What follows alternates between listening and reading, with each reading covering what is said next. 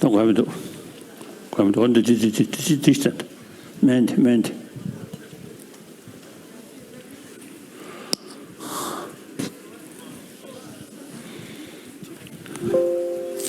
Don't you push more.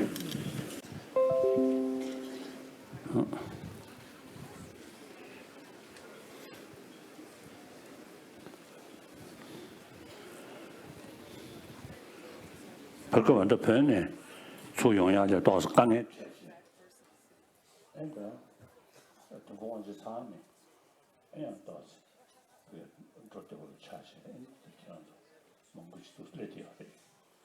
So, since many of you have come to the Kala Chakra initiation, I've thought that it would be easier for you to attend if I give a teaching here. And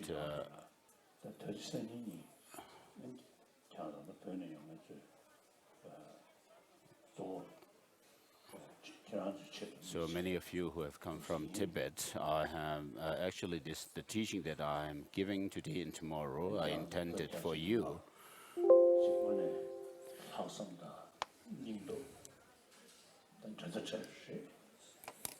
So your spirit for Tibet, the Tibetan spirit within the Tibetans inside Tibet are very strong and amazing. And with regard to the teaching of the Buddha, we are following. It is followed in China proper, and there are over 400 million people following Buddhism in China proper. And the tradition, Buddhist tradition that the Chinese follow are same as the one we follow in Tibet since the time of the Tibetan king Sangpo. The teaching of the Nalanda tradition spread in Tibet, and in the 7th century, when Songtsen Gampo married the two princesses, one from Nepal and the other one from China, they also brought, as part of the gift from their parents, two statues of the Buddha, Shakyamuni. But despite that familial relation that the Tibetans had with China and Nepal, when it came to bringing Buddhism to Tibet, the Tibetan Emperor Tizong Detsen, the Dharma King Tizong Detsen, actually found that it was better to bring it directly from India, and so he found that there were many different masters who came from the Nalanda monastic institution, such as Master Nagarjuna and so forth. And then in the 8th century, during the time of the Tibetan Emperor Tizong Detsen, the Dharma King Tizong Detsen, he found it better good to bring Buddhism from the Nalanda monastic institution by inviting Master Chandrakshita, who was the topmost scholar at that time in Nalanda. And so Buddhism was established on the Tibetan soil during that time. And so with regard to Master Chandrakshita, what kind of person was he?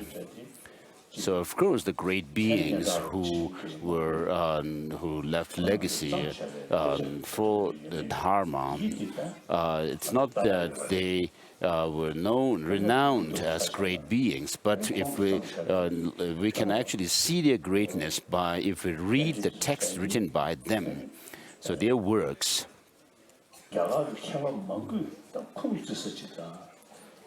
And so many of the Indian masters considered these writings of the Nalanda masters to be the source of knowledge. And these writings of the Nalanda masters actually show us the essence of the teaching of the Buddha based on reason and logic. And so in the past, we had the tradition of praising or praying to the six, what were known as the six ornaments and two sublime beings.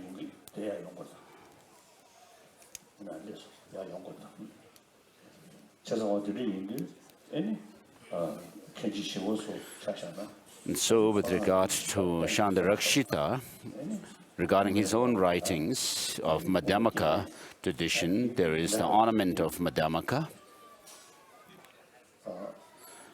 And then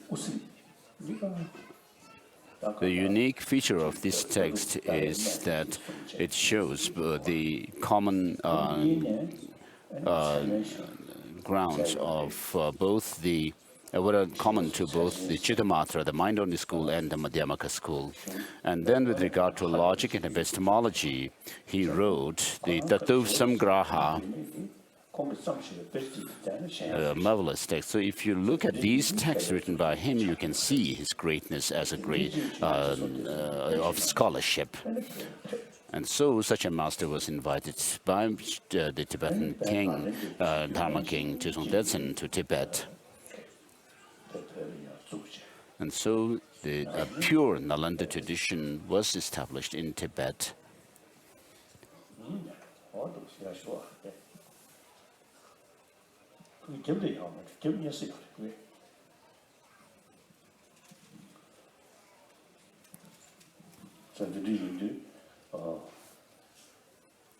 And so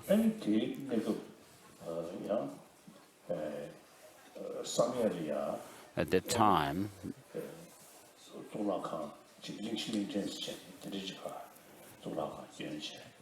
during the time of Chesung Detsen, the Samye monastery was founded based on the Buddhist cosmos, with the four main continents and their subcontinents and so forth. And so within that Samye monastic institution, there was the department of the monastics, and then the Department of Translation, which carried out the translation of the words of the Buddha and their exegetical commentaries, treatises.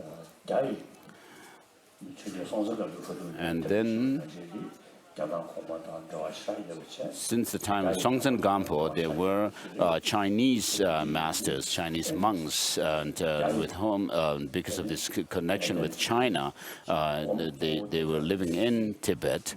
And so, for them, the Department for Unwavering Concentration, called the Unwavering Concentration, was established. So these Chinese elders or monks focused mainly on single-pointed meditation.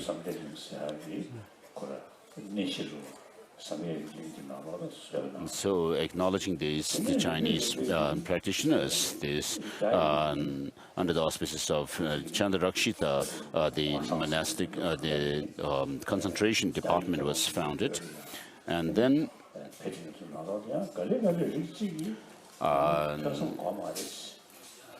So from amongst these Chinese practitioners who were in Tibet at that time, there were few who actually said, and gradually came to the idea or assertion that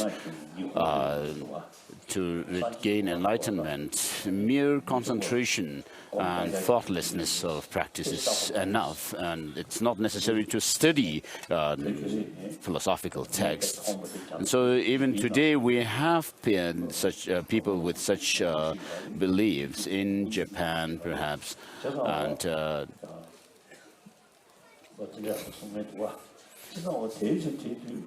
so at that time, in the 8th, 9th centuries, there were Chinese masters who said that we don't need to do any study of the teaching of the Buddha, but merely through meditation. I mean, mere meditation is enough. And therefore, just as Chandarakshita had left his advice before he passed away. Later on, Kamalashila, his student, was invited to Tibet. And so both of these masters, Chandrakshita and Kamalashila, his student, were the followers of, or the proponents of Madhyamaka, Savatantrika Madhyamaka tradition. And Kamalashila wrote his text on epistemology, which is actually a commentary on the Tattva Samgraha by his master, Chandrakshita. And so just following the advice of these masters who came from Nalanda, Tibetans generations have kept up with the Nalanda tradition, which involves studying the teaching of the Buddha through logic and epistemology. And so there are many people who follow the teaching of the Buddha in China and other parts of the world, such as Burma, Thailand, and so forth. So there are many Buddhist countries, and there are many followers of the teaching of the Buddha. But with regard to the Nalanda tradition, which uses logic and epistemology to demonstrate the points of practice, the philosophical assertions and so forth, it is only extant in the Tibetan tradition and not others. So we give great emphasis to do extensive study right from the beginning when our students are taught the collected topics, which emphasizes, this emphasizes the study of logic and reasoning. So in the footsteps of, as the legacy was left by Master Chandrakshita and his disciple, for over 1,000 years, we the Tibetans have kept the tradition of Nalanda, Buddhist tradition, alive. And many Tibetan masters also have written their own treatises. And similarly in Mongolia, a similar trend of the teaching of the Buddha was had spread and was followed.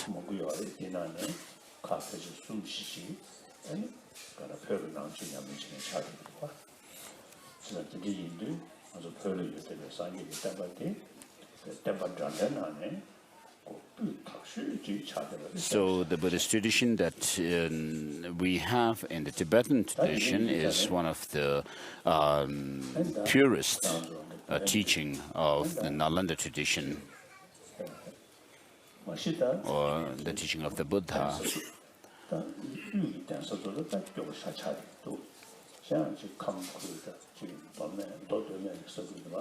But today, although the situation inside Tibet, within the Gelug monasteries, the major Gelug monasteries inside Tibet, such as Seradepungandin, there are lots of problems for the people there to keep up with our tradition.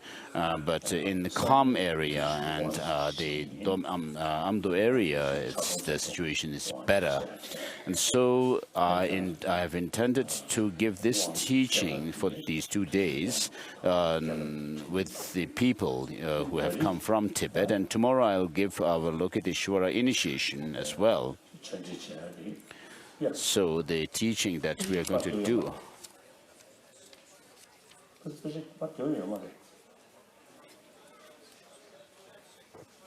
His Holiness is wondering if there is a print, the text for the teaching have been printed for distribution or not.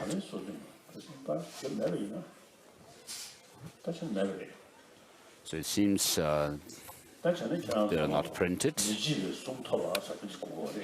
So in that case, since you don't have the text with you, you won't have the text, you would have to have retentive, unforgettable memory.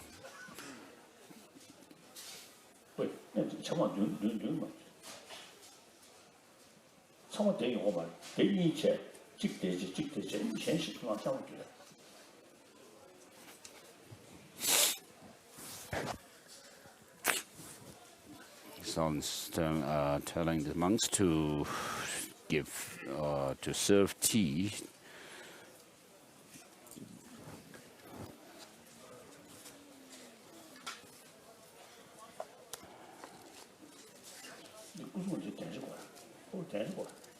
And most of the people who are serving tea should go down rather than on stage.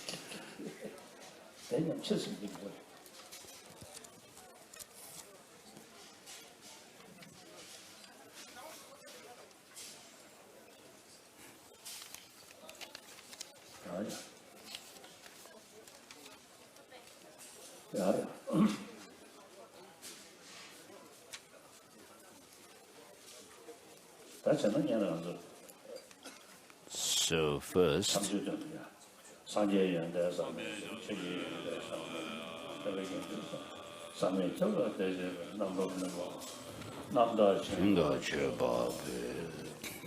inconceivable are the qualities of the Buddha, Dharma, and inconceivable are the Sangha. So I make offering of this butter and tea to these inconceivable ones,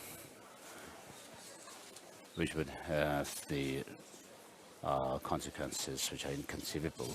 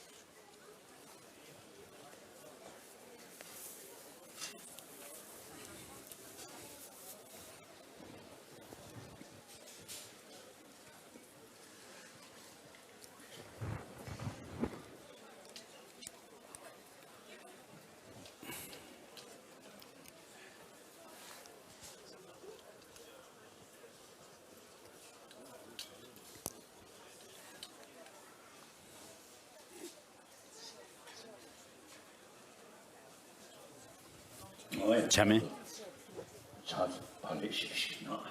참여? 아메? 자동차. 동. 밥은. 아. 티셔. So the teachings that we're going to do today are the middle volume of Stages of the Meditation by Kamalashila, and then the 37 practices of Bodhisattvas. So why I chose these two is that the first text was written by Kamalashila in Tibet, and then the time when he wrote it was at a time when there were Chinese practitioners, Chinese monks, who emphasized meditation, single-pointed meditation, rather than any study of the teaching.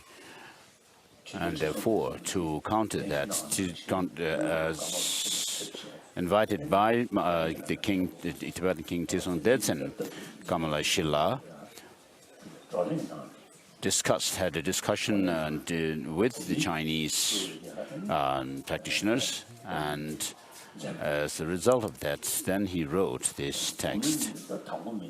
And so, firstly, Kamalashila was invited by Tizong Detsen, the Tibetan emperor, and then the one who requested this text to be written was also the king himself.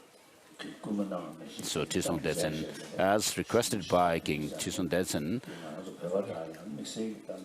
and Kamalashila accordingly wrote it. It has a special connection with us Tibetans as well.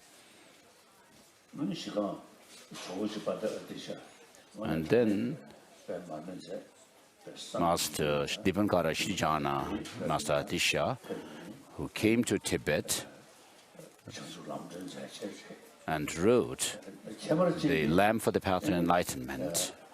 But the difference between these texts, the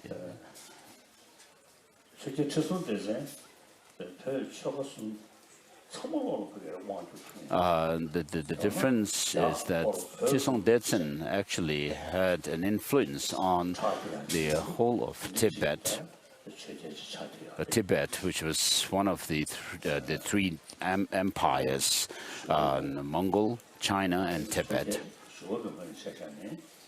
And so the emperor, the religious emperor, Trisong Detsen, who requested this teaching, was someone who was really of a high caliber, whereas was someone who had a very great authority.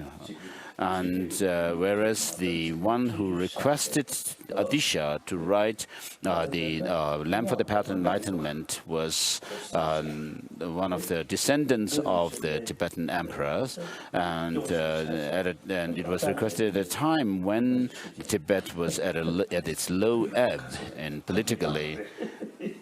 And it was so weak that even the Ladakh king had defeated Tibetan.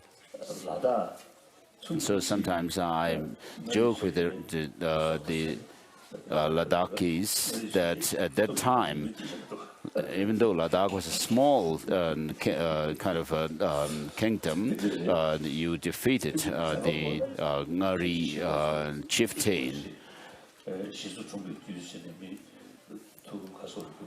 Of course, Adisha was known to have been born in the family lineage of Chandarakshita himself as well, but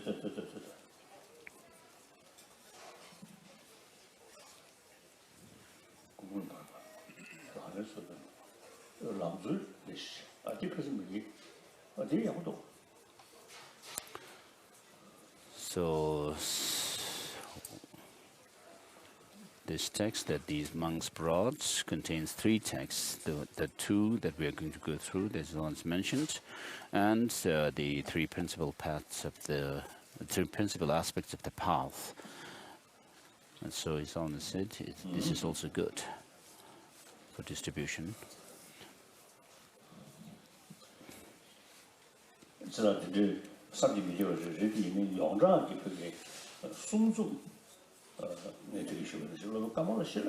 although Adisha was a greatly renowned master, but regarding the writings, Kamalashila and Chandarakshita have written classic texts on philosophy, whereas Adisha wrote and didn't write such great texts like them. So, of course, Adisha was instrumental in helping with the translation of Viveka's Tarkajvala, the Blades of Reasoning, into Tibetan.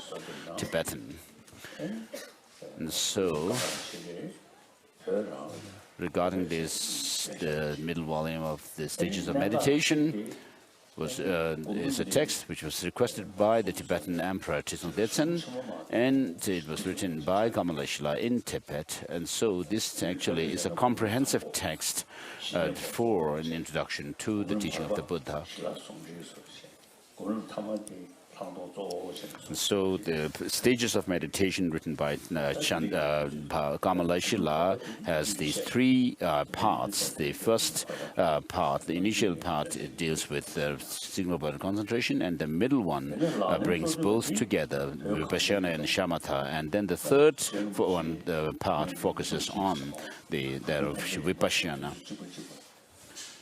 And then the 37 Practices of Bodhisattvas was written by someone who was contemporary of Buddhan Rinpoche, the omniscient Buddhan Rinpoche, and master, and that master was Gyalsey Thokme Sangpo.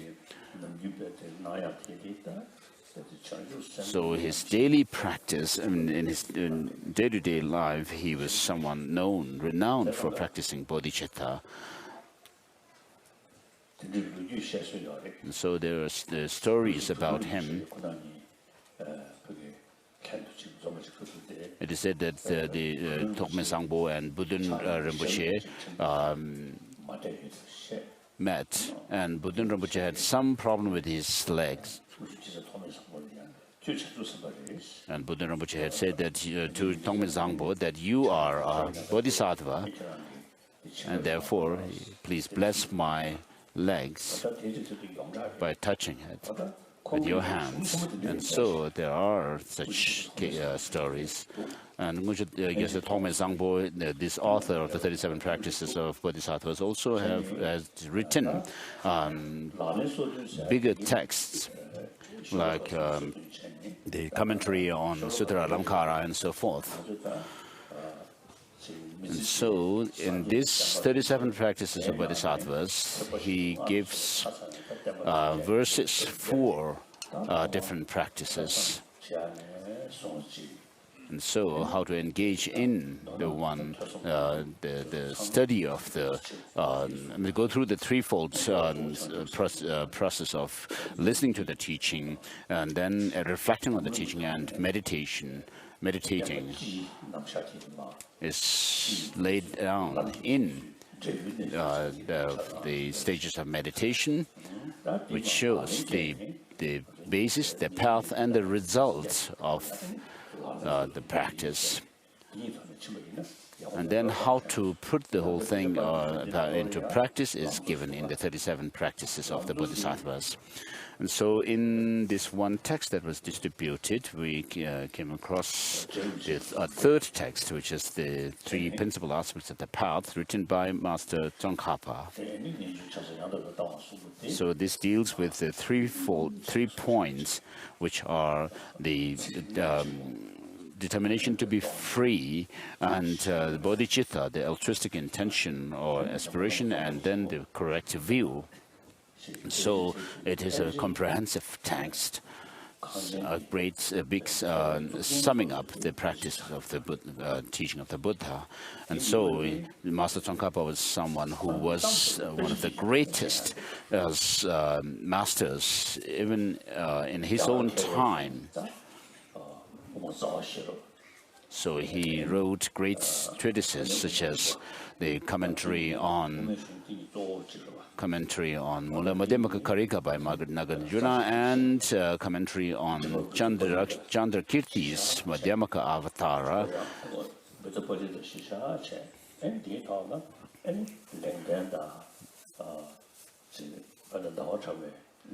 So he wrote this commentary on Mula Madhyamaka Karika, which mainly is based on Buddha Palita commentary, and then he also draws from Chandrakirti's clear words as well as Bhaviveka's Madhyamaka text. And then he also wrote a commentary on Madhyamaka Avatara, which is based on the auto-commentary by Chandrakirti himself on the Madhyamaka Avatara. So if you read these two texts, these two commentaries by Chandrakirti, by Master Tsongkhapa, you'll find that Rinpoche, Tsongkhapa, has written these commentaries following, even in his wordings, the wordings that are given in or found in the Indian classical treatises that were mentioned earlier. And then when it comes to difficult points, dealing with difficult points, unlike other masters who who give very extensive commentaries when things were easy, but they were very brief at the difficult points, which needs more explication. But Rinpoche is opposite. He actually dealt with, or deals in his commentaries, deals with the difficult points extensively, and therefore it's quite right to call him the crown jewel of the scholars of Tibet. And then these three principal aspects of the path was requested by Tsakpo Ngawang Chakpa. So we'll not say many different prayers. This is a praise to the perfection of the perfection of wisdom, which is the mother of all the Buddhas. Yatha gade para sangha de bodhi swaha. Yatha gade para sangha de bodhi swaha. This is a verse of salutation from Abhisamaya Alankara, clear ornament of clear realization by Maitreya, which is paying homage to the mothers of the Shravakas, Pratyeka Buddhas, Bodhisattvas, and the Buddhas, the realization.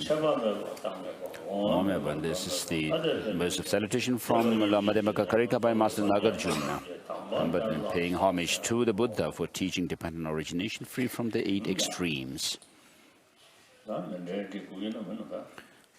I don't know if we need to offering of mandala or not. Whether you recite the verse of mandala or not, but if you actually intend to offer your body, speech, mind resources and so forth, if you could intend to make offering of them, that's what to do.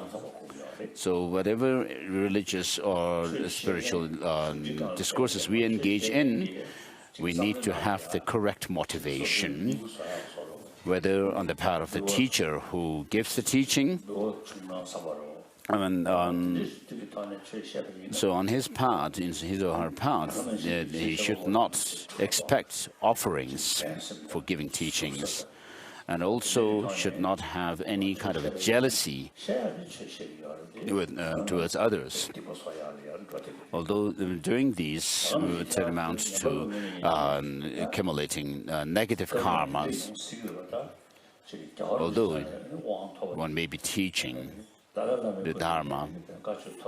And then from the side of the disciples in the audience, you may think that, oh, I've received the teaching from the Dalai Lama, and therefore you might feel yourself somebody important, and therefore think that you could also give teachings to others. That's wrong, and because people could even sometimes think that they could do business with Dharma, that is totally wrong. And so, on the part of the teacher, there should not be this the thought or the wish to be to show off their scholarship, or to be known to others as a scholar and to gain wealth and so forth. And so, with regard to the teaching that we have, it comes down through the lineage masters, beginning with the Buddha, and then the masters like Nagarjuna and Asanga and so forth, through whom these two masters, the later masters, we have the extensive. The lineage of the extensive path of conduct and the lineage of the profound view. So, with regard to myself, you could think that the Dalai Lama actually practices the true principles of the profound view of emptiness and that of the altruistic aspiration of bodhicitta. And so this is what I do, and I dedicate whatever merit I gain for the benefit of others on a day-to-day basis, and just as the Buddha has taught us. And so, in following in the footsteps of the Buddha himself, not only leaving it to my study of the teaching, but also reflecting on the meaning of the teaching, and as a result of which, I don't think I'm being arrogant here, or I have seen transformation within myself by applying the teaching. So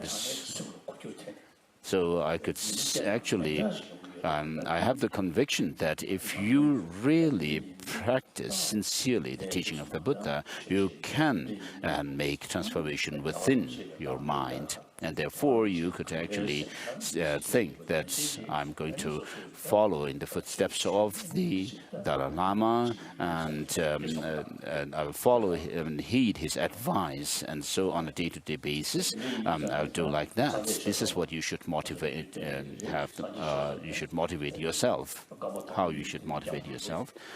And then we'll say the prayer, which says, I take refuge in the Buddha, Dharma, and Sangha, the Supreme Assembly, until I'm enlightened.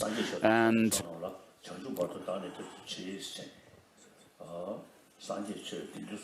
by the practice of giving and the perfections, may I become a Buddha to benefit all beings, sentient beings. And so, your intention of the taking refuge in the Buddha, Dharma, and Sangha is to reach enlightenment, particularly that of the highest enlightenment, that is the Buddhahood, which is also the highest status of being. And so with that, we cover the practice of taking refuge in the Buddha, Dharma, and Sangha.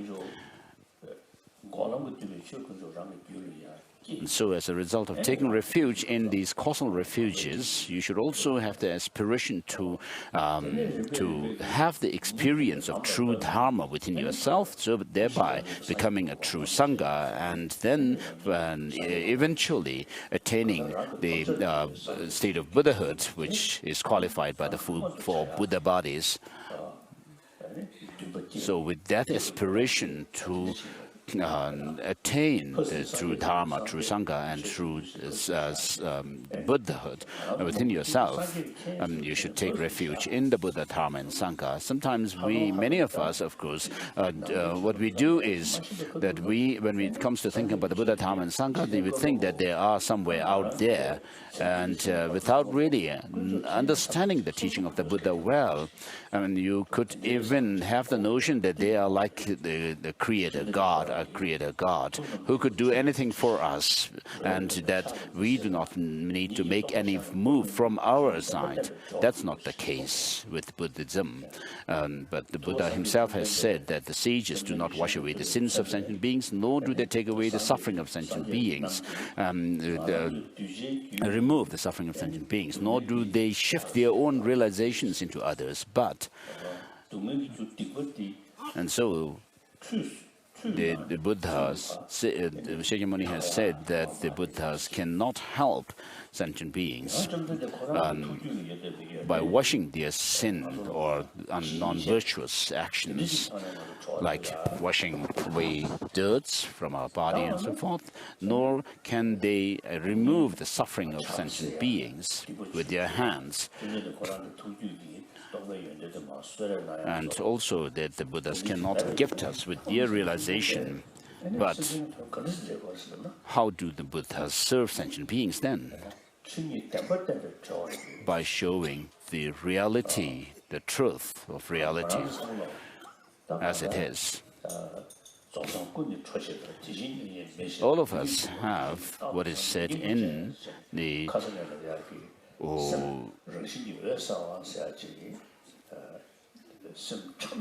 Mahayana Uttara Tantra, that we have the basic nature, luminous nature of the mind, which is in its intrinsic nature is not stained by any defilements.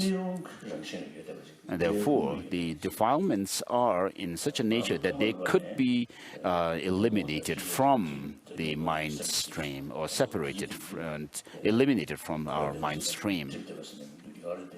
So although these the defilements are there which cover our mind, but the mind in its intrinsic nature is not stained by them. And therefore, on the basis of that basic quality or potential, what we need to do, as I said yesterday also, that we need to gain insight into the nature of the mind.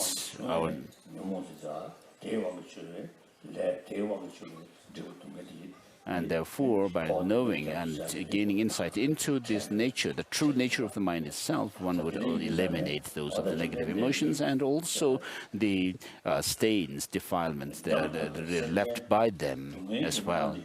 And so, for the sentient beings who are poor and overcome with suffering, so of course, sentient beings have suffering, such as suffering in the sense as animals and so forth. But we need to see if there have any causes, the suffering has its cause or not, and if there are any counter factors to these.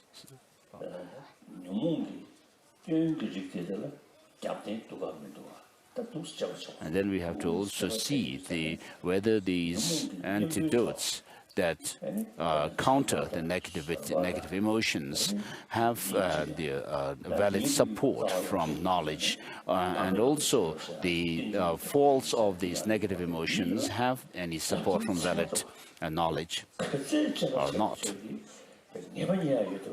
And regarding the counterfactors, I mean, of course, the more we analyze them, I mean, we could find that they actually have the valid basis of knowledge. Whereas the negative emotions, for example, the more we analyze them, and of course, when we are overcome with anger or attachments, we may find them to be very powerful, and what we actually perceive when we are in those states of mind as being true. But I mean, most of us also, of course, have the experience of anger, for example. So when you are very intensely angry, how does the person or thing whom you are angry at actually look like? If you just, even hearing the name of that person with whom you are angry, I mean, that would provoke more anger in you. So this is what happens with us. Whereas the person may be the same whom you have been angry with or at. If you hear something positive about that person from another person, I mean, that anger, the intense anger that you had, could be reduced the next day.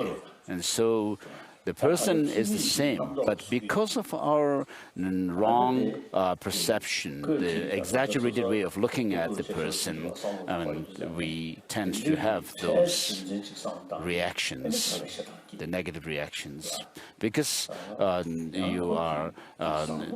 you find the person is actually harming or being in your way to achieve something. So this is with regard to anger or hatred. But then when you actually find someone doing something good to you, then you get attached to the person. The attachment grows within yourself.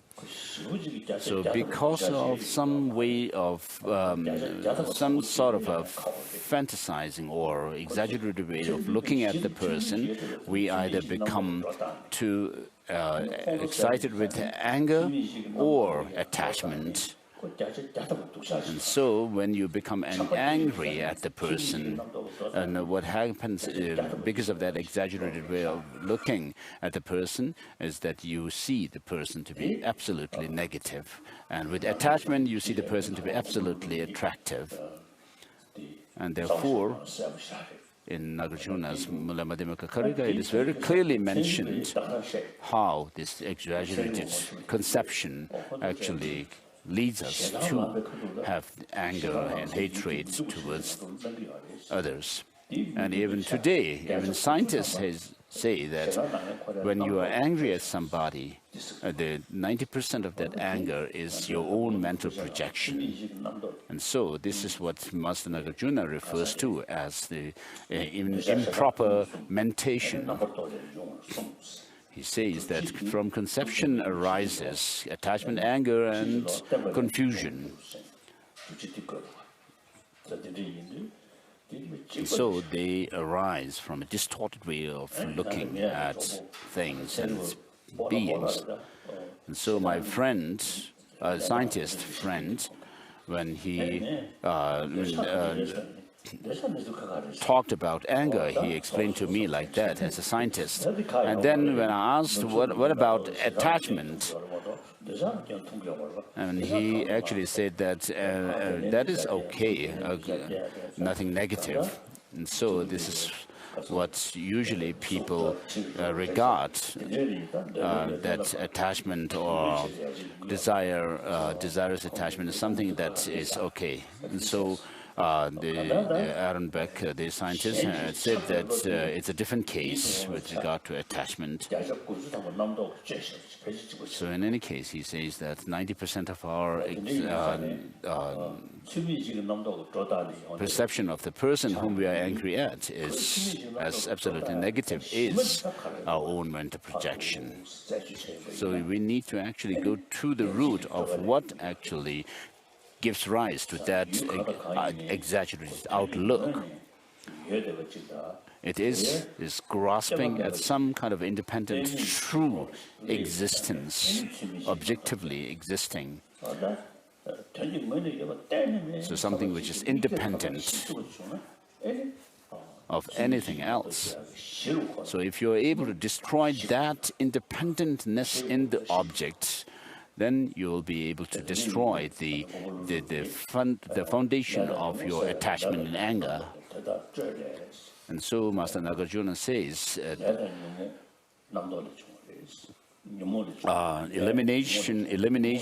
elimination of karma and delusions is,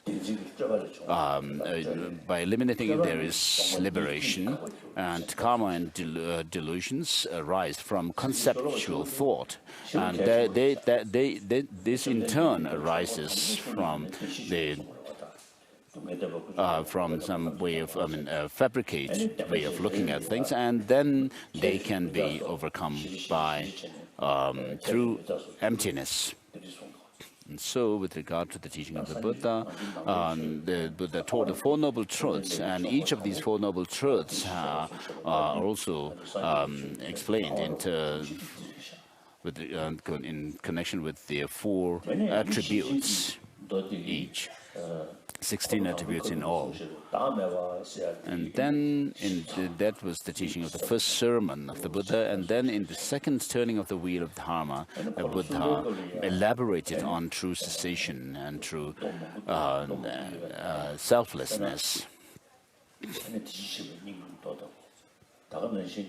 And then in the third turning of the wheel of Dharma, there are many different sutras, the words of the Buddha, the discourses of the Buddha, and one of them is the Tathagata Garbha Sutra, which teaches, I think, the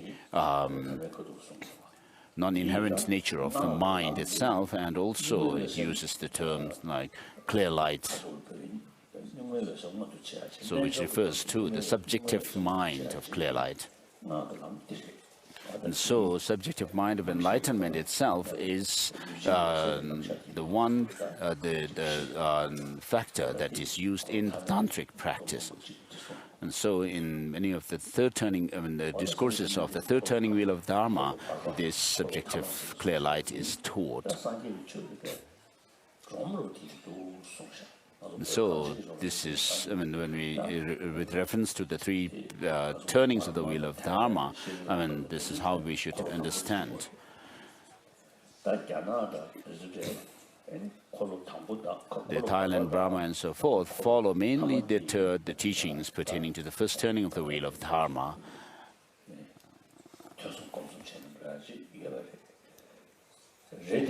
So they focus on the study, reflection, and meditation on the teachings found in this.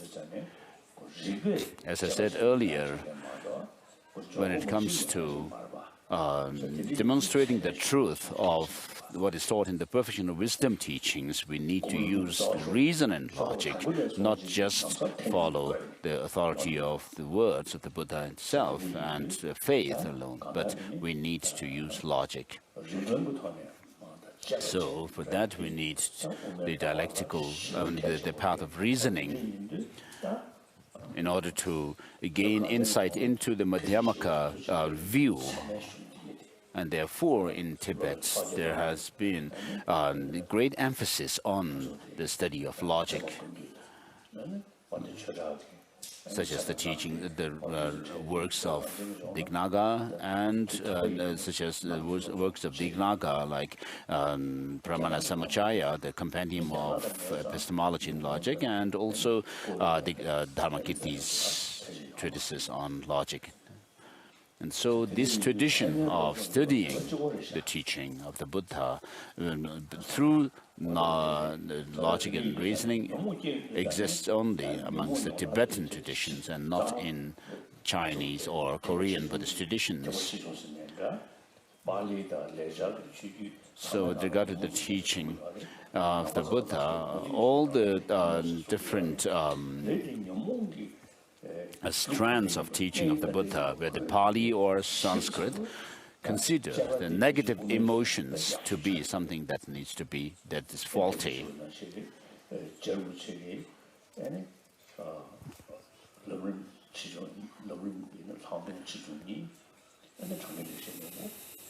And so, as I said earlier, we have this tradition of studying the Madhyamaka view, or through logic and reasoning. And therefore, regarding the Madhyamaka view, or philosophical view, we have Master Tsongkhapa's texts, such as his commentary, The Ocean of Reasoning, which is a commentary on Mula Madhyamaka Karika, and his Elucidation of the Thought, which is a commentary on the Madhyamaka Avatara by Chandrakirti, and and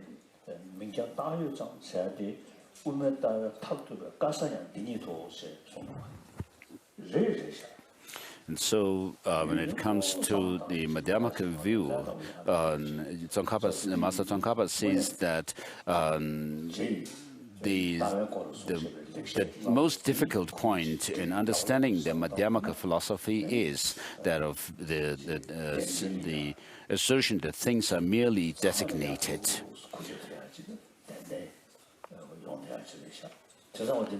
And so if you study these texts written by Master Tsongkhapa, you will be able to gain quite a good understanding of the view of emptiness according to the Madhyamaka philosophical view.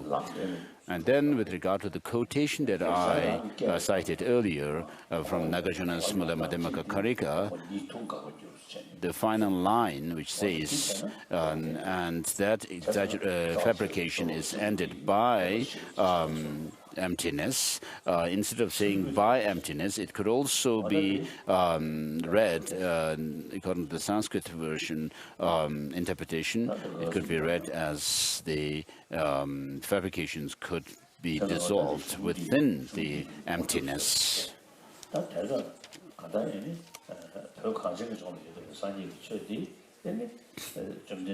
So we're going to go through these texts. So the teaching of the Buddha that has spread in Tibet, that is extended in the Tibetan tradition, contains the entire teaching contained in, they were taught by the Buddha in his 3 turnings of the wheel of Dharma, which in turn means that we have the complete teaching with the teachings pertaining to the basic vehicle, then the Mahayana, and including the Tantra. So earlier I explained the verse of taking refuge and bodhicitta. So the first 2 lines show the taking refuge.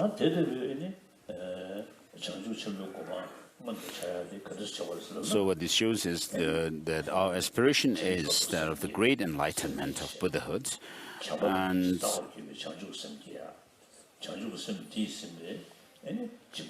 So bodhicitta is that altruistic and aspiration for the benefit of all sentient beings. I mean, to become enlightened for the benefit of all sentient beings. And so your goal of taking refuge is to become enlightened for the benefit of all sentient beings. So I go for refuge until I'm enlightened to the Buddha, Dharma, and the Supreme Assembly. My practice of giving and other perfections, may I become a Buddha to benefit all sentient beings. We say this 3 times. I go for refuge until I'm enlightened to the Buddha, Dharma, and the Supreme Community. By my practice of giving and other perfections, may I become a Buddha to benefit all sentient beings. I go for refuge until I'm enlightened to the Buddha, Dharma, and the Supreme Assembly. Through the practice of giving and other perfections, may I become a Buddha to benefit all sentient beings. If you have the text, please open the middle volume of the Stages of Meditation.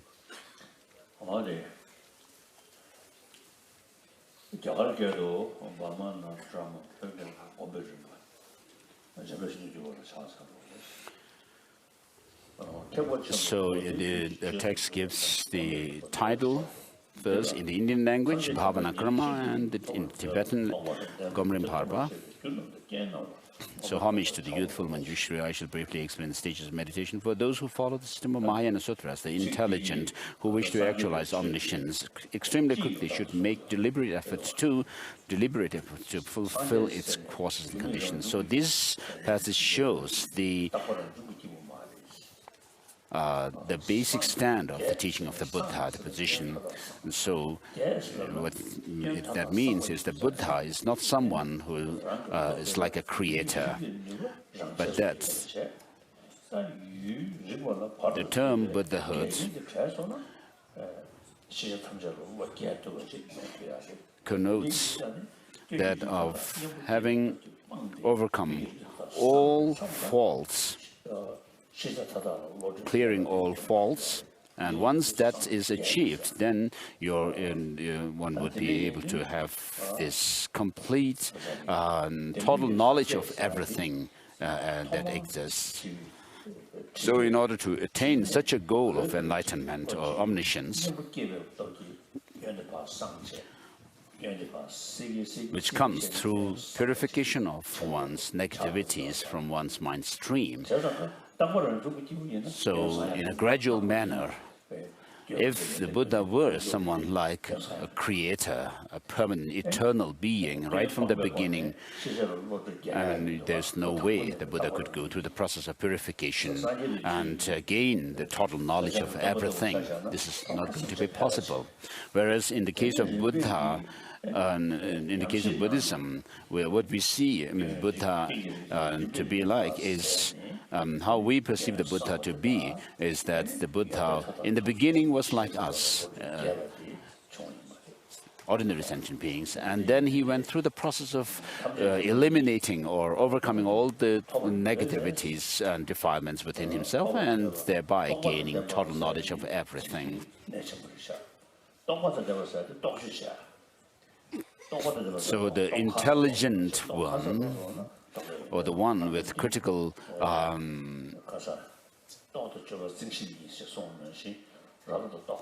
faculty. So here, do you understand something?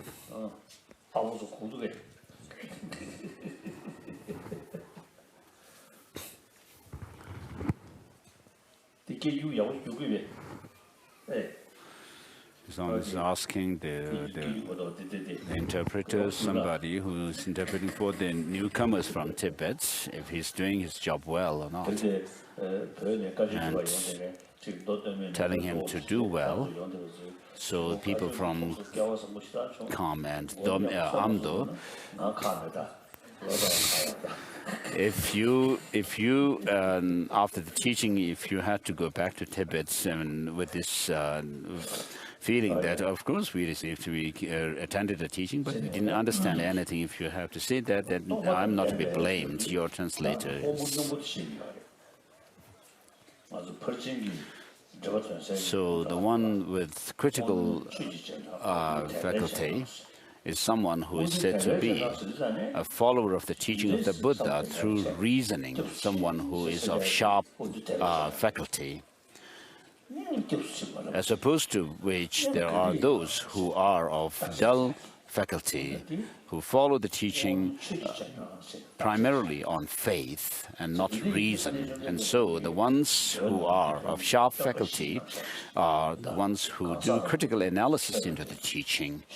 And so when you do critical analysis, what you actually do is not rely on the word, but the meaning. I mean, not rely on the person, but his words or the teaching, and not relying on the words, but the meaning. And within the meaning, not the provisional, but the definitive. And then with regard to the definitive meaning, not just an intellectual, superficial understanding, but wisdom understanding. And so someone who follows that kind of, who has that kind of attitude, I mean, does not just believe, just because it is said some teaching was given by some great being, someone who is known to be great, and so forth. And so when following that person, the person is this kind of critical, the person with critical faculty does not just is not carried away by beautiful poetic expressions, but the actual essential meaning. And then with regard to the meaning, of course, here, since we are dealing with how to go about with a practice leading to liberation and omniscience, we need to focus on, we need to understand what are the provisional meanings and the definitive meanings. And so in order to understand that the sutras, the words of the Buddha, have these two aspects of the teaching, the provisional and the definitive teachings,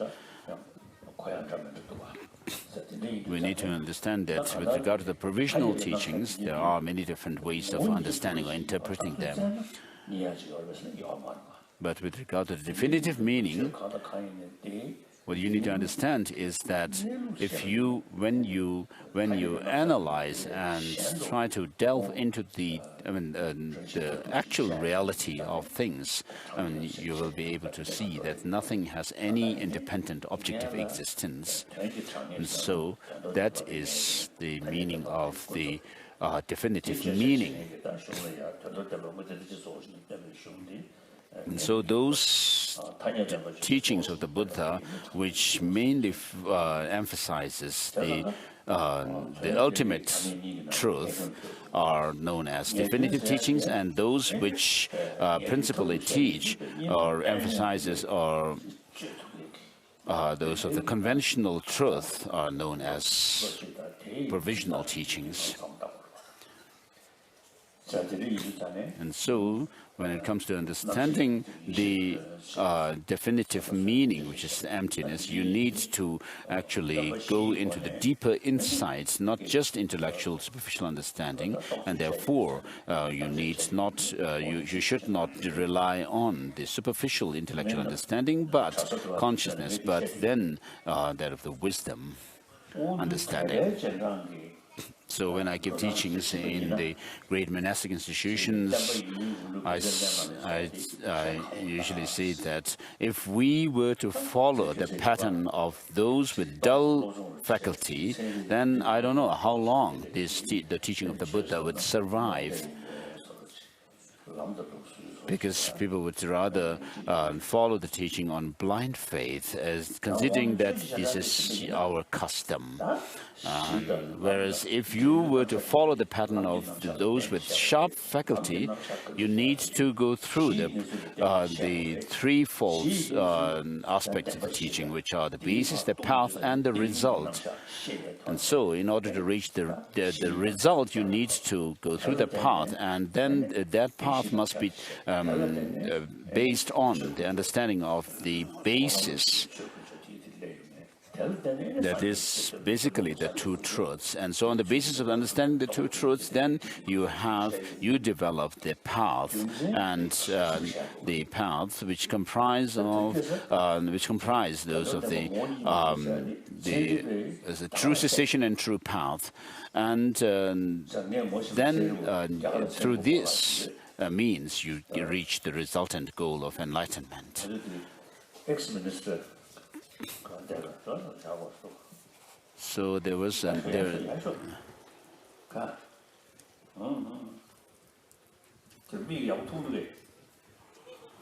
Someone is asking someone who is ex-minister from somewhere whether he is able to see His Holiness clearly or not. So when it comes to using logic and reasoning to come to the... So I was talking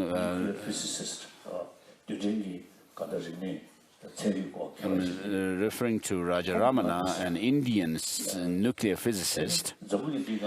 When I met him, he told me that quantum physics is something new in the world today to the modern people. But in India, the concept of quantum physics already was discovered 2,000 years ago. As he said, he saw in the writings of Master Nagarjuna. So he said that it was very clearly mentioned or found in Master Nagarjuna's text about the concept of quantum physics. And therefore, as an Indian, he told me that he was quite this amazing called view or understanding of the nature of thing, which is something new in the contemporary world, was already discovered in India. And therefore, he felt, as an Indian, very proud. And so, if you were to able to follow the pattern of the beings with sharp faculty, then there is no way anyone could question what you have to present and explain. And so. What Master Dharmakirti says in his Pramanavartika is quite true, that something that you cannot see cannot be denied its existence. You can't say that something does not exist just because you cannot see it. That's not going to be a good reason. So if we could follow the pattern of the sharp faculty, the beings of sharp faculty, with regard to the teaching of the Buddha, and then in our dealing with the teaching of the Buddha, I could say that the teaching of the Buddha could survive for a few more centuries, and as it has survived for the last more than 2,000 years as well. So with regard to philosophical tenets, there are many different philosophical schools with different views. For some, the Buddha,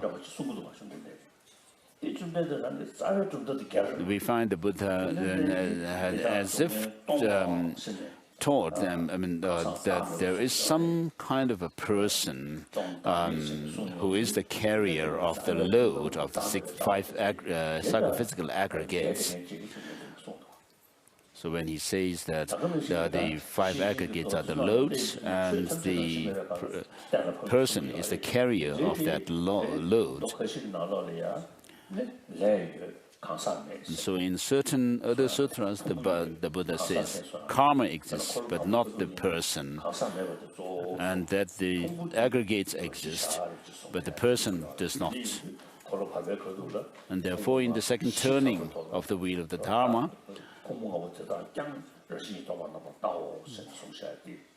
it is mentioned that even the five aggregates are without any inherent existence or nature.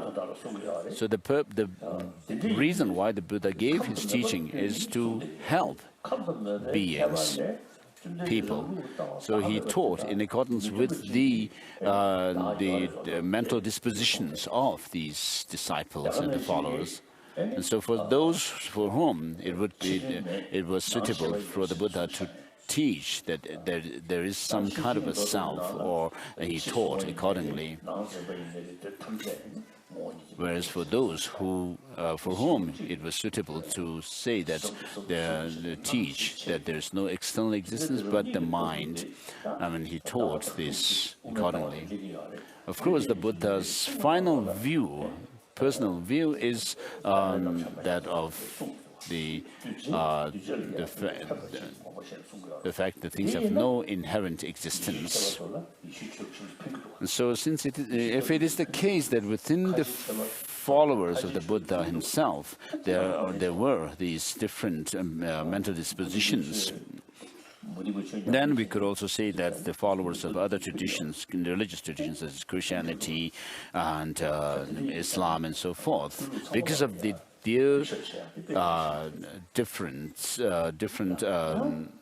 diverse mental dispositions, we could say that they have these teachings as well. So, in Buddhism, if you were to assert some kind of a permanent self-evolved, independent God, then there would be lots of logical fallacies. And within the philosophical system within Buddhism, of course, the lower schools are rejected or logically by the higher ones. Progressively, the Vaibhashikas would be undermined with regard to their philosophical view by the Swatantrikas, and they in turn could be undermined by Chittamatras, who in turn could be undermined by the Madhyamakas. And so it is important for us to study all these philosophical systems to gain a conviction in the final teaching of the Buddha, and to have this firm faith in the teaching of the Buddha through logic and reasoning. So I used to know one Lama who used to live in Ladakh, a very good Lama. So he has, in the Changtang area of Ladakh, the nomadic areas. So he had his monasteries. So he has nunneries and other monasteries for monks. And so, in one of my discussions with him,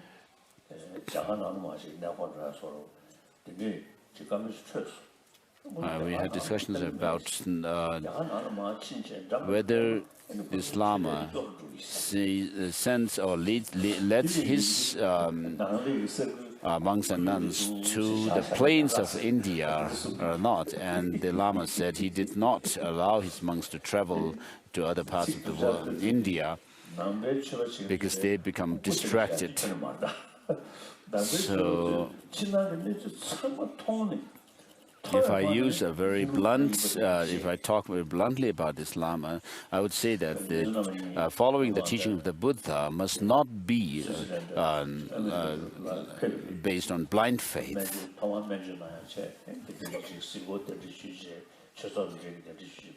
but it must be followed by understanding the teaching well. And so, in my discussions, talks with, conversation with my two late tutors, Tejang Rinpoche and Gyalsey Rinpoche and Tejang Rinpoche, they told me that what they found in the West is that people are more or less carried away by the distractions in life, the material distractions alone. And so all these glamorous things that are seen in the modern materialistic world, actually, if we could take lesson from it, they could actually teach us the lesson of seeing that things are in the nature of suffering and its origin. So if you don't have good understanding of the teaching of the Buddha, maybe then you can keep people in the dark, in their remote places.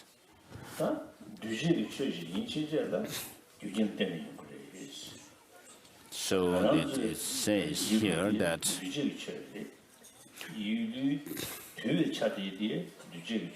so our mind is a compounded phenomena, and then the qualities of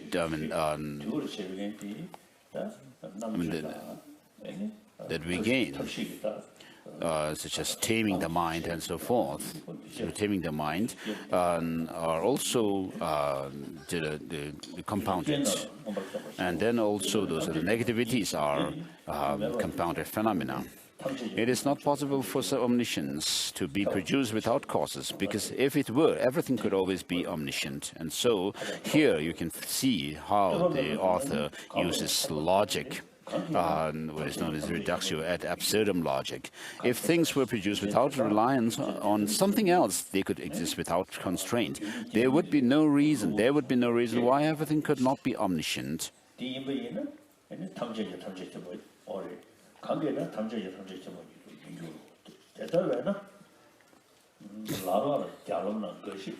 Therefore, since all functional things arise only occasionally, they depend on their causes. Omniscience too is rare, because it does not occur at all times and in all places, and everything cannot become omniscient. Therefore, it definitely depends on causes and conditions.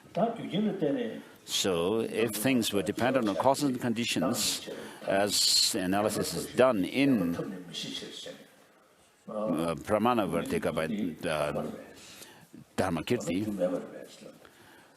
where he says, if suffering is caused by some permanent cause, or if suffering comes without causes. So he raises these questions and then answers.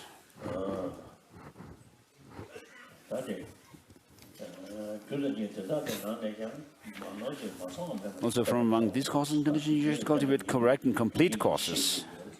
And so, if you have to depend on causes and conditions, you need to know what are the causes and conditions bringing about the results that you see. And you need to have the correct causes, and that the causes must be complete, and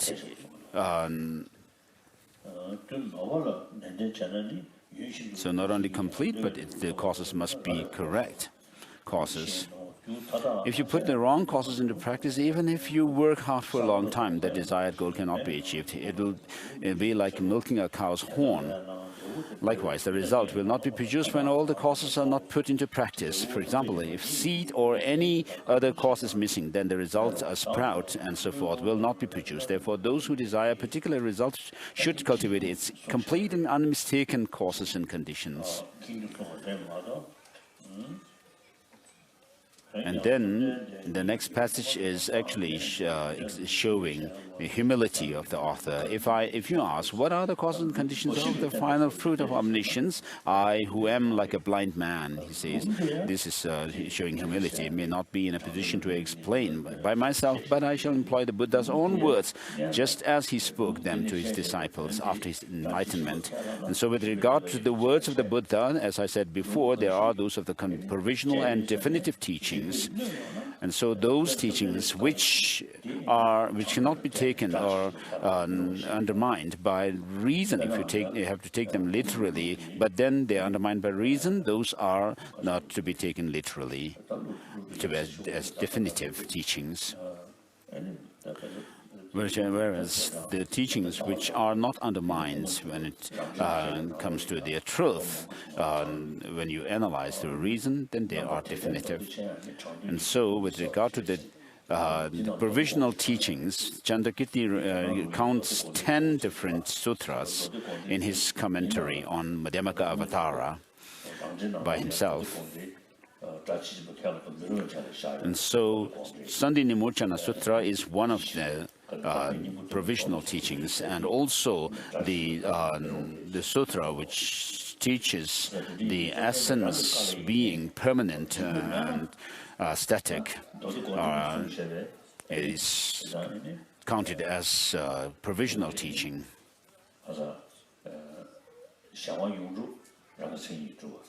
So the Sandinimochana Sutra teaches that the dependent nature and the consummate nature are definite meanings, and then the others, that of the imputed meaning, those sutras teaching the imputed nature to be provisional and so forth.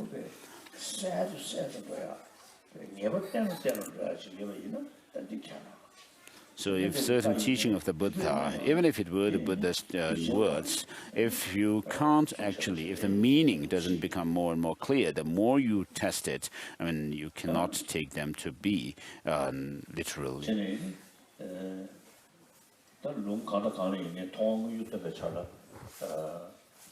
So whatever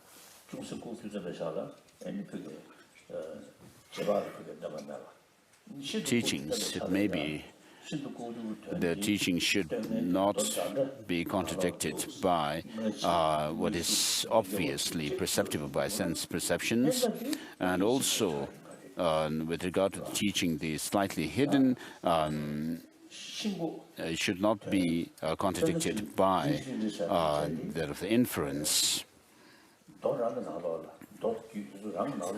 And then, with regard to the extremely hidden phenomena, it should not be contradicted by those scriptures teaching them. And so, within the teaching of the Buddha, there are different ways in which the Buddha had taught. And some you will find internal contradictions within the teaching itself. And so, with regards to the shapes of the planets and so forth, there are different shapes mentioned in the teaching of the Buddha. And so I was reading a work of Dr. Lotsawa, and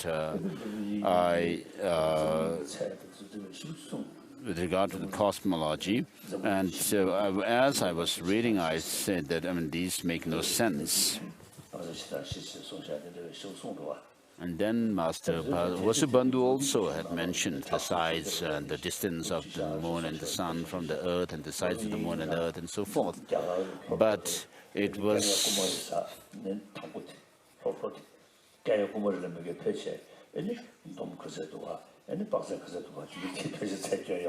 so what he mentions in his Abhidhamma Kosha Karika are actually what was found traditionally in the Indian traditions. And he Master Vasubandhu actually didn't go to Kanyakumari, that the southern tip of India, to measure the earth and the distance from the earth of those of the sun and the moon and so forth.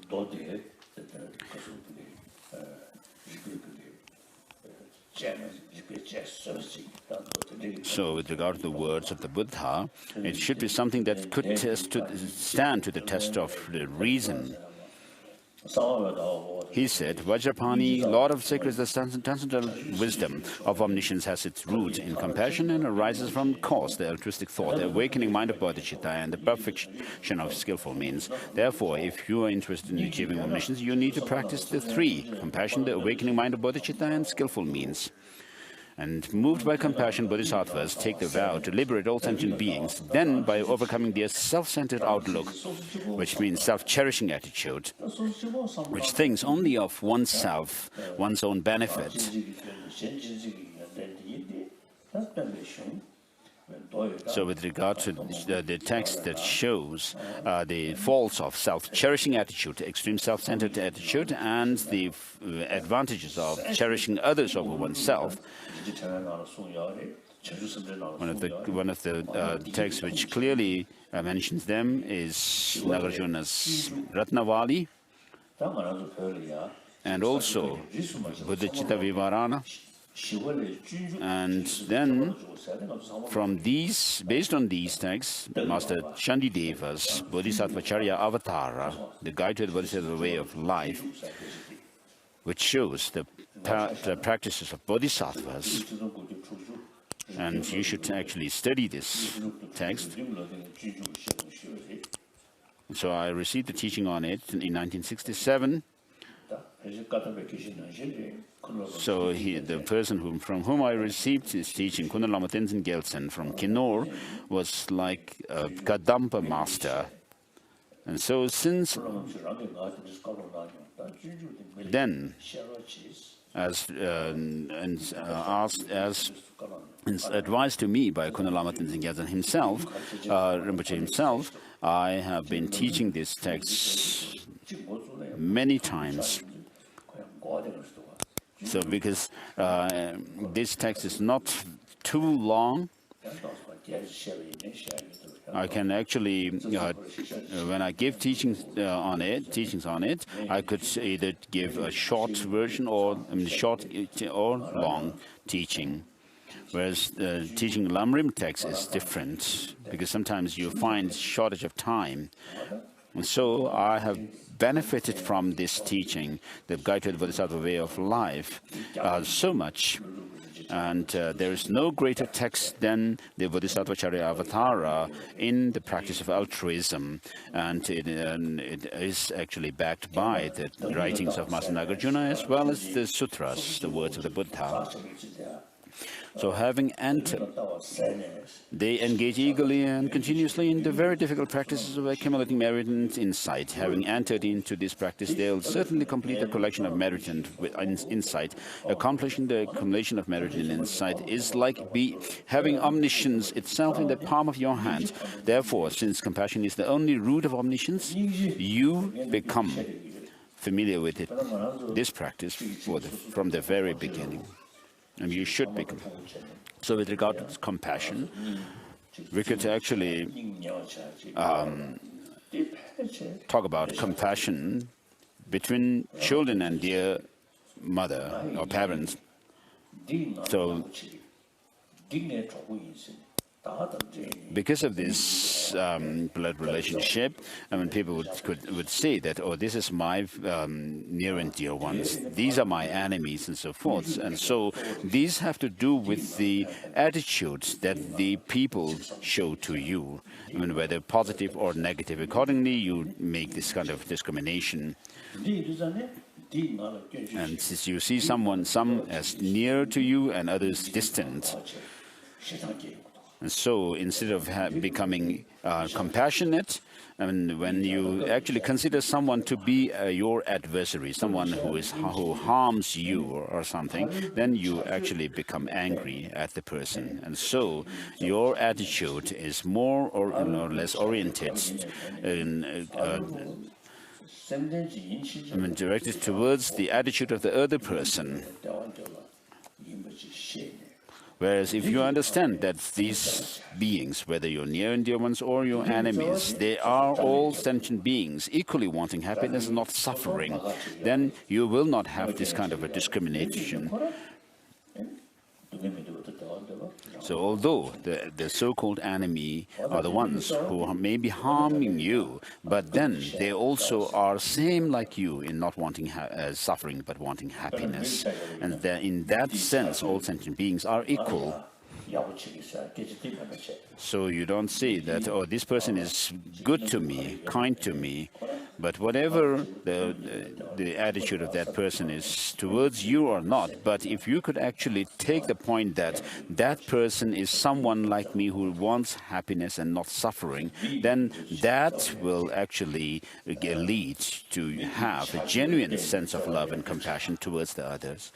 So if your attitude or reaction towards others is oriented and according to their attitude towards you, then you will have the attachment or anger according to whether they are kind to you or bad to you.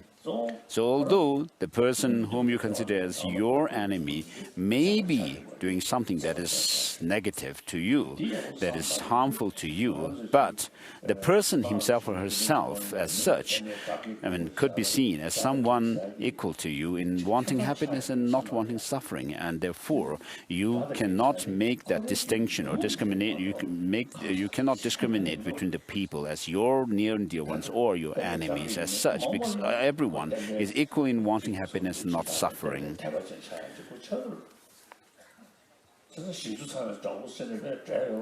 So we do talk about swan enemies, they're of the Dharma, and having this 10 different criteria to be considered like that. But then, but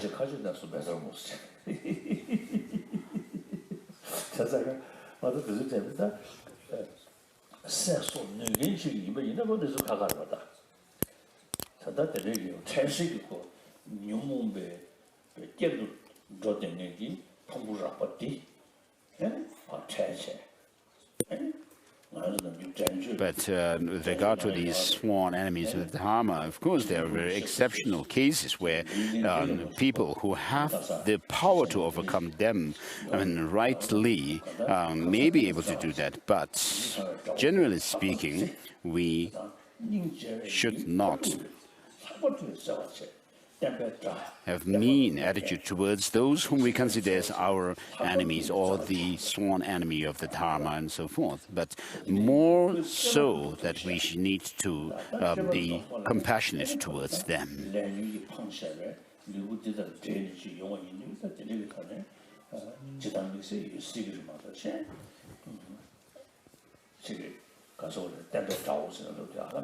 So, strictly speaking, we may not be able to call people or beings as the sworn enemy of the Dharma as such. Maybe because of being in this world, in this kind of a body that is brought about through karma and delusions, there are cases which are exceptional cases, but generally, we cannot consider others to be sworn enemies of Dharma as such.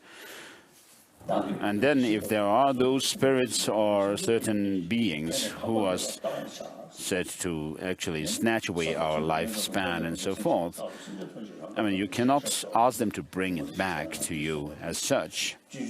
When you have that attitude of wishing to bring happiness and benefit to others,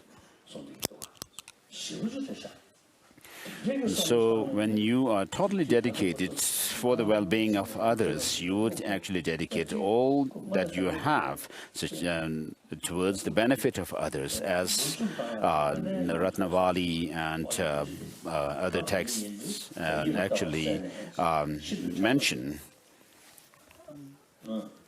like becoming the sustenance of others for others, like those of the elements and so forth, as infinite and inexhaustible as the space and so forth. Accomplishing the therefore, since compassion is the only root of omniscience, you should become familiar with this practice from the very beginning. The Compendium of Perfect Dharma reads, O Buddha, O Buddha, a Bodhisattva should train in many practices. If a Bodhisattva properly holds to one Dharma and learns it perfectly, he has all Buddha's qualities in the palm of his hands. And if you ask what that one Dharma is, it is great compassion. The Buddhas have already achieved all their own goals, but remain in the cycle of existence for as long as there are sentient beings. This is because they possess great compassion. They also do not enter the immensely blissful abode of nirvana like the hearers. So this has to do with due to the power of their compassion, they do not remain in the blissful state of nirvana, and because of the power of their wisdom, they do not abide or remain in samsara. So, which is to say that they do not remain in the extreme of nirvana and the extreme of samsara. And so if, like those of the Shravaka practitioners, once they have overcome all their negativities, delusions, they are contented to remain in that peaceful state of liberation. So if you remain like that, then the Buddha, the Bodhisattvas cannot actually perform or give service to for the benefit of sentient beings as such. Because considering the interests of sentient beings first, they abandon the peaceful abode of nirvana as if it were a burning iron house. Therefore, great compassion alone is unavoidable cause of non-abiding nirvana of the Buddha. And that the way of meditation of compassion will be taught from the outset. So as I said earlier, there are those whom we consider as our near and dear ones and become attached to them. And this, your compassion towards them in this way, which is biased, should be stopped. And so this attachment towards one's near and dear ones, on the one hand, should be stopped. And then your sense of enmity towards those whom you consider as your enemy and considering them as distant from you also should be stopped. And so you actually create an equanimous state of mind. Begin the practice by meditating on equanimity. Try to actualize impartiality toward all sentient beings by eliminating attachment and hatred. All sentient beings desire happiness, do not desire misery. Think deeply about how in this beginningless cycle of existence there is not one sentient being who has not been my friend and relative hundreds of times. Therefore, since there is no ground for being attached to some and hating others, I shall develop a mind of equanimity toward all sentient beings. So begin the meditation on equanimity by thinking of neutral person and then consider people who are friends and foes. So you can have on one side those whom you consider as your friends and on the other side your foes. And so you could now reflect, why do you consider some as your friends and others as your foes? And so there's no certainty that those whom you consider as your friends or foes could permanently be your foes or friends. Just as it is mentioned in the sutras that one person actually was found to actually eat the flesh of his own father, in the sense that the father had died and actually reborn as some animal whom the person actually killed and then was eating its flesh, and hating his mother who was born as his dog in his neighborhood, and so forth. So begin the meditation on equanimity. After the mind has developed equanimity towards all sentient beings, meditate on loving kindness. Moisten the mental continuum with the water of loving kindness and prepare it as you would a piece of fertile ground. When the seed of compassion is planted in such a mind, germination will be swift, proper, and complete. Once you have irrigated the mind stream with loving kindness, meditate on compassion. The compassionate mind has the nature of wishing all sentient beings, suffering beings, to be free from suffering. Meditate on compassion for all sentient beings, because the beings in the three realms of existence are intensely tortured by the three types of suffering in various forms. So regarding the three types of suffering, the Buddha, in his first sermon of the Four Noble Truths, he says, no suffering. And so the suffering here does not refer to what are obviously painful experiences that we, even as animals, know as unwanted.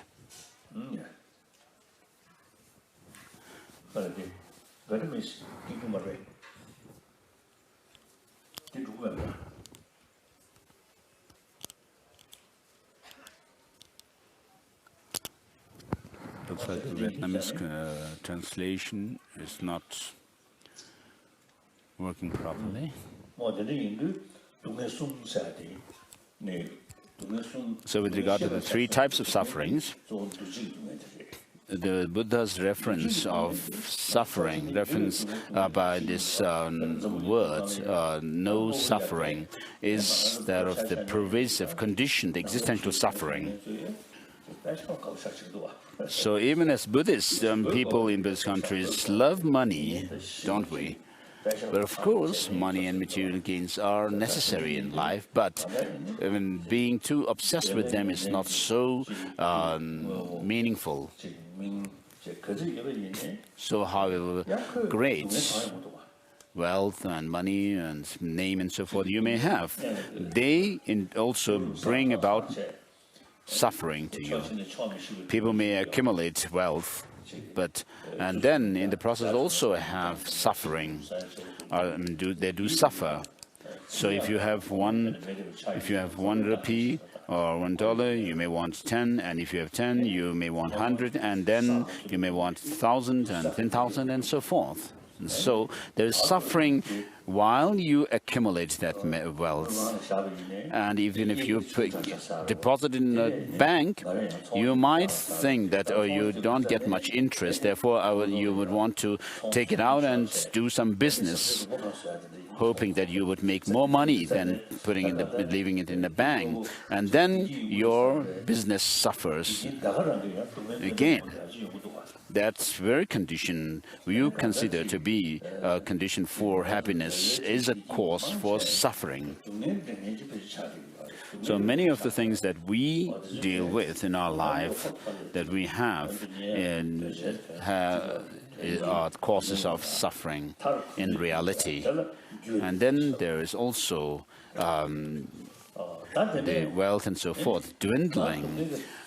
And the main suffering that the Buddha refers to is this conditioned existential pervasive suffering, which is the suffering which is the consequence of, which is, in other words, the 5 psychophysical aggregates, which are the results of those of delusion and karma.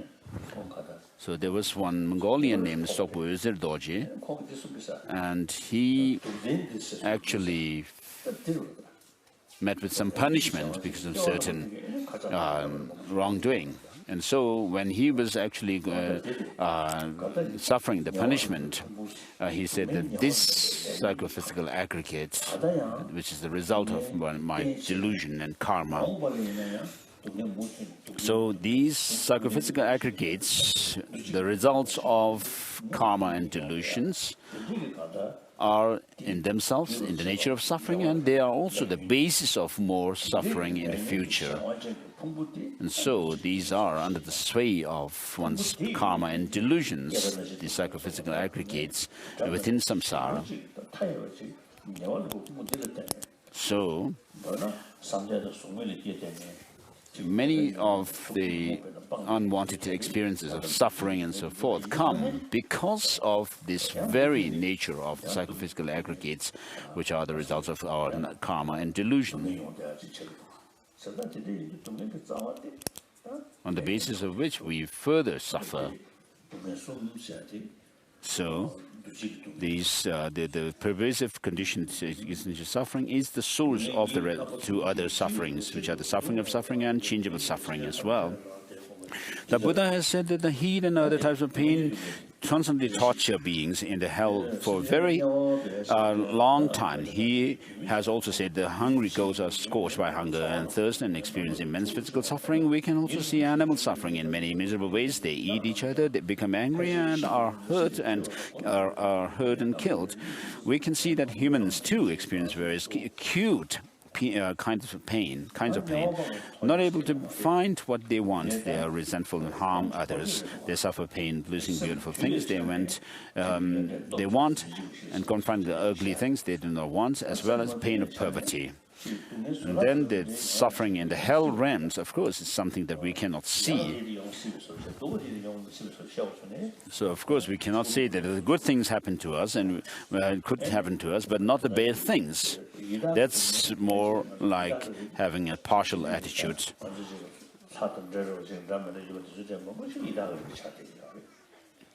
So many of the beings and spirits and so forth that we consider as like maybe deities or and so forth could be actually hungry ghosts. So last year when I was staying at in a compound, within a compound of a nunnery, it was very peaceful, and I could see deer sometimes roaming in the woods. So when I was looking at them, I found that these animals, the poor animals, cannot speak to us, and therefore, I mean, we cannot do much with them, but we could feel compassion. So sometimes some dogs come by to disturb these deers, and then I actually shoot these dogs away, but apart from that, there was nothing that much I could do, I thought. And so we could see that these animals have their own suffering of being stupid and bewildered. So we could, of course, think these animals are suffering, but if we were to be born as like them, what would happen to us? We should also reflect on that. So the suffering that the animals have, the suffering of being eaten by one another.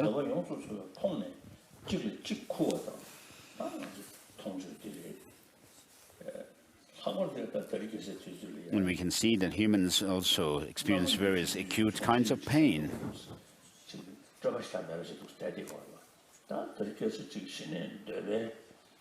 So in the past, of course, when people did not have much material facility, they are more or less contented and remain contented. But today, because of all this progress and development in material world, I mean, we have so much distraction.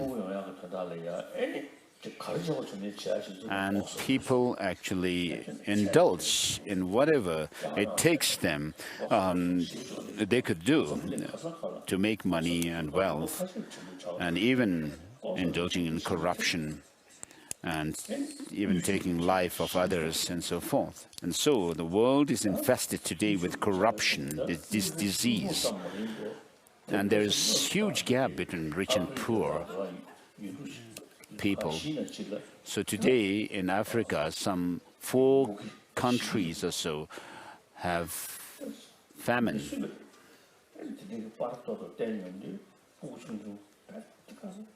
So when I see pictures of the children, very poor and pale, and also mothers in similar conditions, it's really sad. Not being able to find what they want, they are resentful and harm each other. They suffer the pain of losing the beautiful things they want and confronting the ugly things they do not want, as well as the pain of poverty. There are those whose minds are bound by various fetters of disturbing emotions, like craving, desire. Others are in turmoil with different types of wrong views. These are all causes of misery. Therefore, they are always painful, like being on a precipice. And so, with regard to cultivating compassion, we could actually reflect on those beings who are suffering right now. And then also think about, have compassion towards those who indulge in the causes of suffering, such as attachment and anger, hatred, which is happening in the world today. When someone is able to actually show so much anger to make his ends meet, they are considered very successful and so forth. And this is very sad, unfortunate. And then even religion is used as instruments to meet one's ends. So there's religious discrimination because of religion.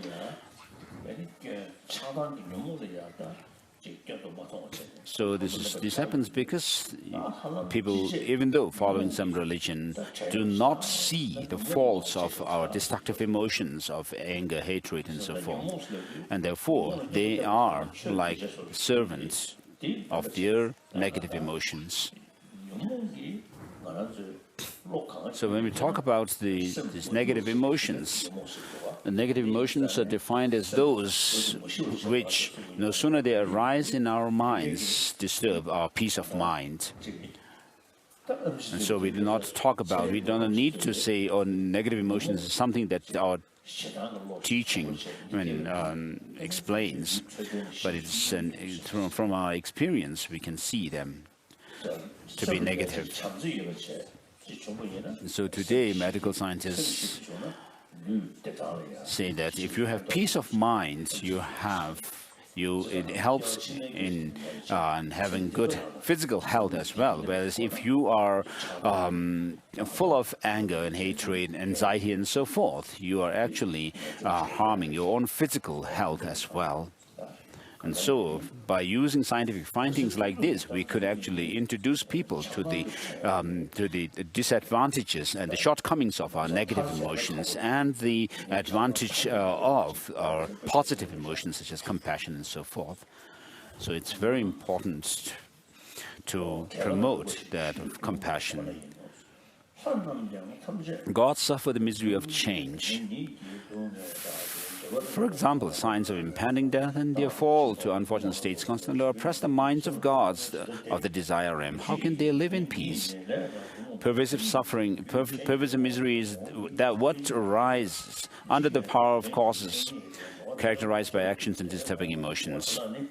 It has the nature and characteristics of actions and characteristics of momentary disintegration and pervades all wandering beings, and therefore see all wandering beings as immersed in a great fire of misery. Think that they are like all like you in not desiring misery. So this shows the practice of equaling and exchanging self and others. Alas, all my beloved sentient beings are in such pain. What can I do to set them free and make their suffering known? Your own. Whether you are engaged in one-pointed meditation or pursuing your ordinary activities, meditate on compassion at all times, focusing on all sentient beings and wishing that they all be free from suffering. Begin by meditating on your friends and relatives. Recognize how they experience the various sufferings that have been explained. Then, having seen all sentient beings as equal, with no difference between them, you should meditate on sentient beings to whom you are indifferent. When the compassion you feel towards them is same as the compassion you feel towards your friends and relatives, meditate on compassion for all sentient beings throughout the 10 directions of the universe, just as a mother in response to her small, beloved, and suffering child. When you develop spontaneous and equal sense of compassion toward all sentient beings, you have perfected the practice of compassion, and this is known as great compassion. Meditate on loving kindness with beings, with friends and people who are you are fond of. It has the nature of wishing that they meet with suffering. Gradually extend the meditation to include strangers and even your enemies, habituating yourself to compassion. You will gradually generate a spontaneous wish to liberate all sentient beings. Therefore, having familiarized yourself with compassion as the basis, meditate on the awakening mind of Bodhisattva. And then Bodhisattva is of 2 types.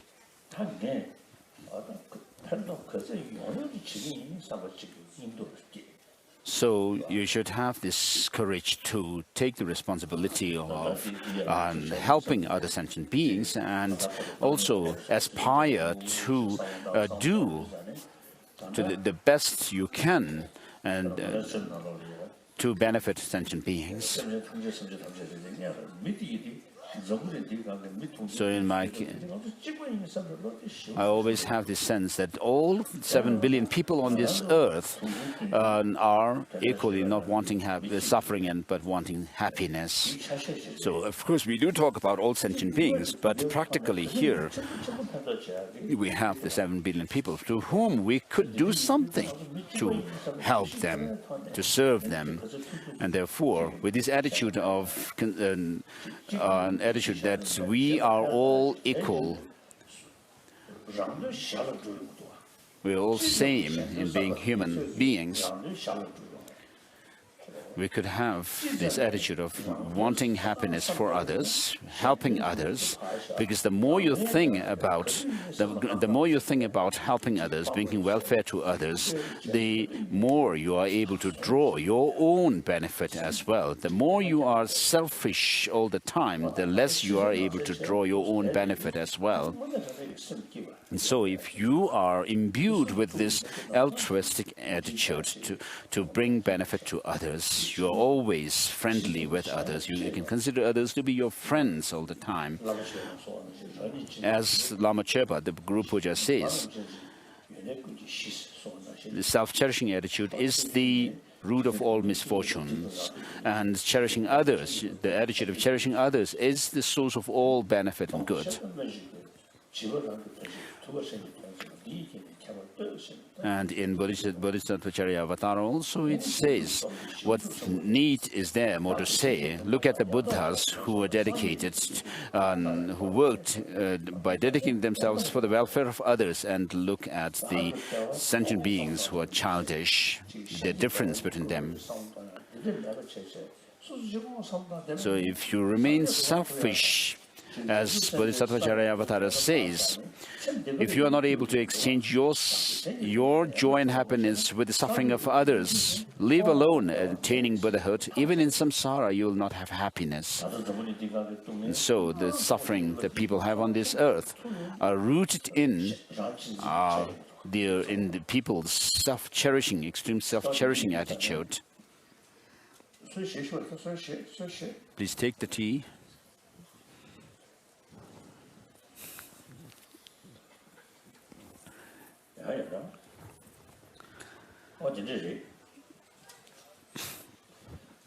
So that's the.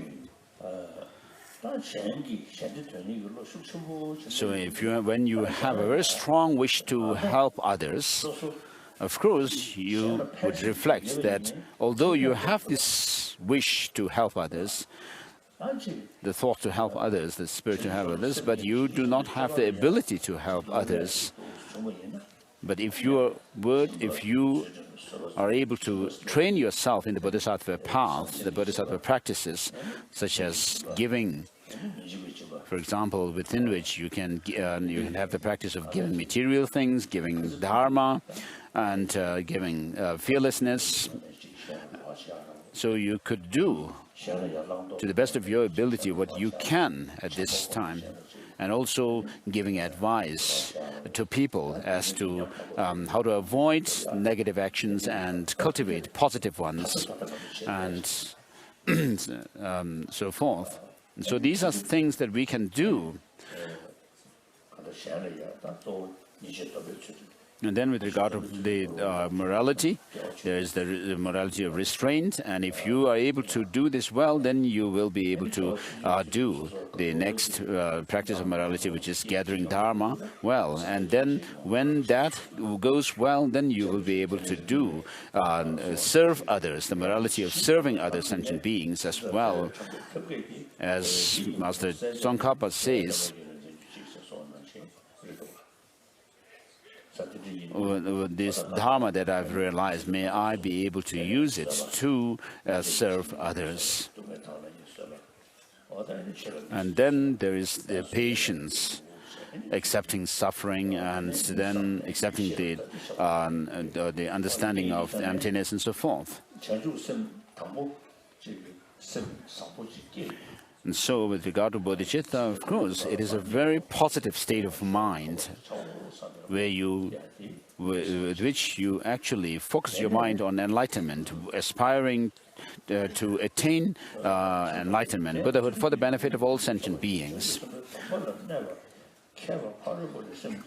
So bodhicitta is two types, conventional and ultimate. Conventional bodhicitta is the cultivation of initial thought that aspires to attain unsurpassable, perfectly consummate Buddhahood in order to benefit all surrounding beings after having taken the vow of compassion to release all of them from suffering. That conventional bodhicitta should be cultivated in the process.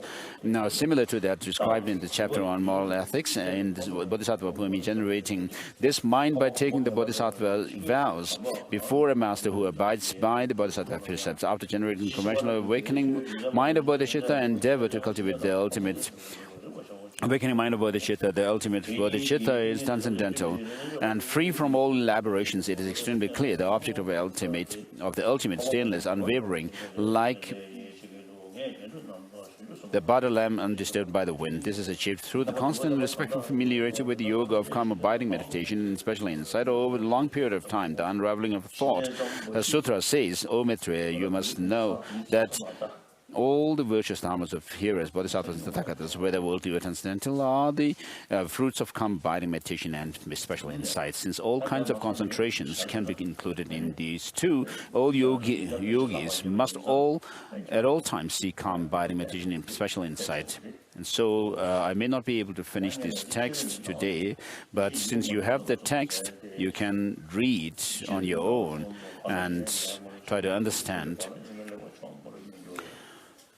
Again, the unraveling of the Thought Sutra says the Buddha has said, it must be known that the teachings of the various types of concentration sought by hearers, bodhisattvas and tathagatas are all contained in abiding meditation and special insight. Yogis cannot eliminate mental obscuration merely by familiarizing themselves with calm abiding meditation alone. It will not only suppress the disturbing emotions and delusions temporarily.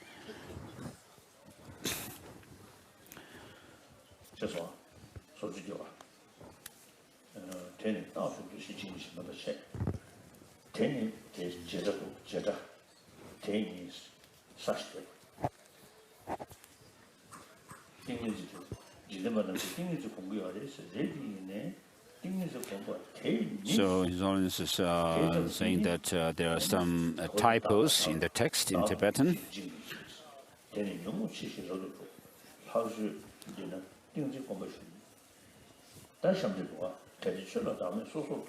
So in the King of Concentration Sutra also says, even if you meditate with single-pointed concentration, you will not destroy the misconceptions of self, and your disturbing emotions will disturb you again. This is like Udraka's single-pointed meditation. When the selfless phenomena is examined specifically, and meditations are performed on the basis of that analysis, that is the cause of the resultant liberation. No other cause can bring peace. Also, the Bodhisattva section of Bodhisattva Bhumi Sutra, Bodhisattva Pitaka Sutra says, those who haven't heard these various teachings of Bodhisattva collection and have also not heard the implemented teaching of monastic discipline, who think that single-point concentration alone is enough, will fall into the pit of arrogance due to pride. As such, they cannot gain complete release from rebirth, old age, sickness, death, misery, lamentation, suffering, mental unhappiness, and disturbances. Neither do they gain complete liberation from the cycle of 6 states of existence, nor from the heaps of suffering, mental and physical aggregates. Keeping this in mind, that the Tathagata has said that the hearing of the teaching will help you gain liberation from the old age and death. For these reasons, those who wish to attain thoroughly purified transcendental wisdom by eliminating all obscurations should meditate on wisdom while remaining in calm abiding meditation. The Heap of Jewels Sutra says single-pointed concentration is achieved by adhering to moral ethics. With the achievement of single-pointed concentration, you meditate on wisdom. Wisdom helps you to attain pure, pristine awareness. Through pure, pristine awareness, your moral conduct is perfected. So this text tells us that we need both single-pointed concentration and single-pointed concentration, which is shamatha, which is not affected by those of the mental sinking and mental excitation. So free from these two faults or impediments, you should be able to stay on the object that you have chosen as your focus, while being able to do this critical analysis into the nature of things. So on the one hand, you should be able to maintain your focus, but it must not be tinged with mental sinking and excitement. which is a disturbance or distraction to sensual objects. And so the mind should be very alert, and while being able to maintain the stability. And then, with regard to special insight, what it means is that though things are impermanent, we perceive them to be impermanent. We perceive them to be permanent. Those things which are in the nature of suffering, we perceive them as being blissful, pleasurable, and those filthy to be unfilthy, clean, and those without self to have self. And so you need to meditate on these points of impermanence and so forth, instead of the opposites. And then you cultivate those of the worldly special insight. And the unique teaching of the Buddha with regard to this insight that you have to focus on is the selflessness. So it's not enough just to be able to repeat selflessness.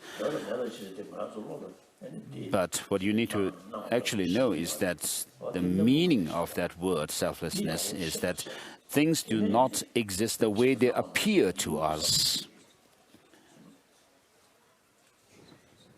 And so you should be able to find and see for yourself that though things do appear in a certain way, and from your own experience you can tell that they do not have that way of existence.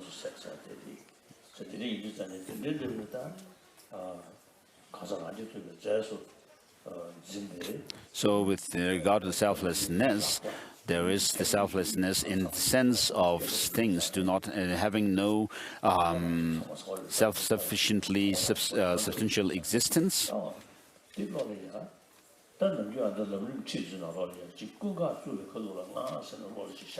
the Lamrim text, when they introduce the view of selflessness, they give this analogy whereby you are told to actually feel or bring up in your mind a state whereby a kind of an incident where you were blamed for stealing something, even though you didn't steal anything from that other person. At that point, what kind of sense of I you have? But that seems to be pointing to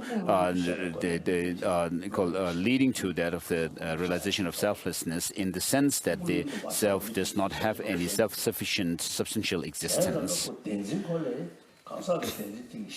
we must go deeper with regard to selflessness. So it is said that selflessness, clinging to the self in the aggregates, leads us to have clinging to self of a person. So grasping at the self of phenomena is said to be the root of the self, grasping at self of persons.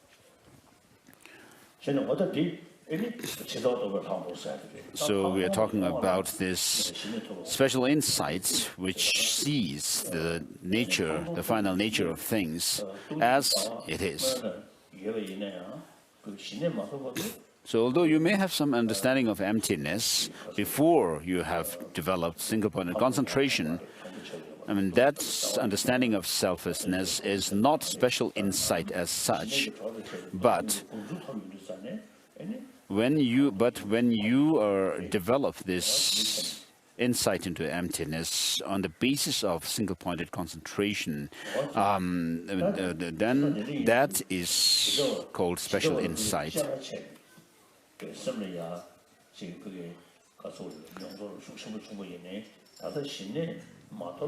So although you may have some experience, some kind of experience of the final nature of things, but without this single-pointed concentration, you still does not have the special insight into this selflessness.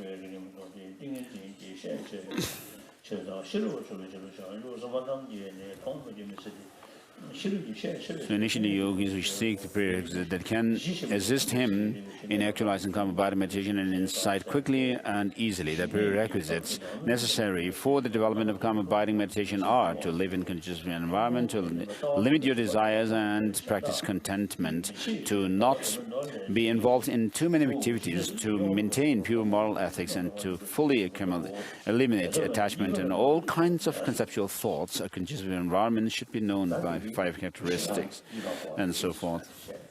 So these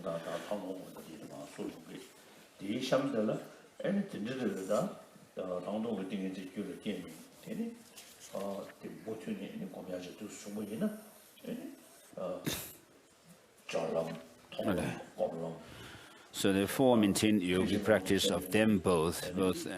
And then the next comes the cultivating the prerequisites for karma abiding and insight, and then you are taught to go through the paths of accumulation, path of preparation or application, and then the path of seeing and meditation and so forth, during which you go through the Bodhisattva grounds, and how you are able to overcome the negative emotions, and then from the 8th ground onwards, how you would work to overcome those of the cognitive obscuration of knowledge. So we'll leave it there, and then move to the 37 practices of Bodhisattvas. So the book that if you have the book that was distributed, it's on page 54.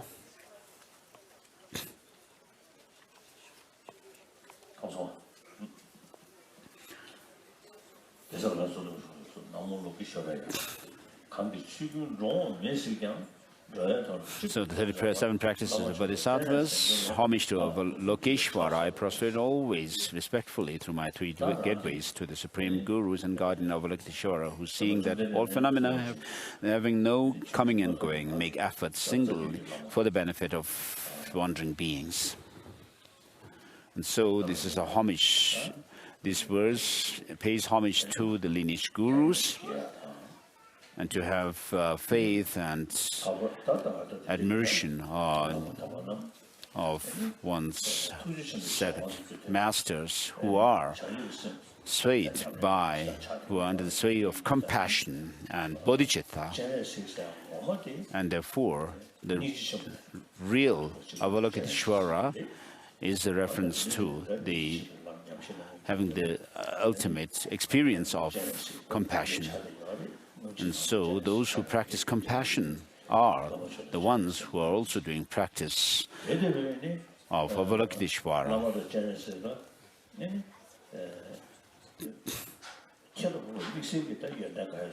So what is the special quality of Lama and Avalokiteshvara is that they make effort or put effort or work singly for the benefit of sentient beings. And so by seeing the faults of self-cherishing attitude and the advantages and the positive qualities of cherishing others and holding others to be dearer than oneself, and having cultivated and familiarized themselves with these, they dedicate themselves for the benefit of others. So how have they been able to have that kind of courage to work for the other sentient beings? Whatever suffering there may be that we have covered earlier, the 3 types of suffering, for example, they are all rooted in this true grasping at true existence of things. And once you see that it can be overcome, then you will have a very special wish and the courage to work for eliminating suffering of others. Otherwise, your wish may just remain a prayer.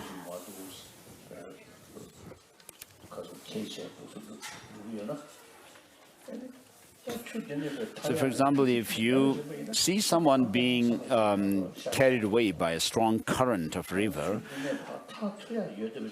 and you find that there's no way you could help the person at all, I mean, you could just feel sorry for the person. But if you actually see a way for the person to be out of that current, I mean, to come out of that, then you will actually try to see whether you, how you can actually help that person. So similarly, when you are able to see the possibility for sentient beings to be rid of their suffering, you would think actually aspire to work towards that. Otherwise, if you don't see any way out of the suffering, then you will just feel sorry for them. So of all the different sentient beings, I mean, those to whom you can directly do something are those of the human beings on this earth for us. And within this world, there are those of the animals, birds, and so forth. But for them, we can only make our prayers and wish them to have happiness. So if you can think along these lines, that the human beings are the ones we could do something about in terms of helping them overcome their suffering and give them happiness, then we would actually engage in the actions to help them.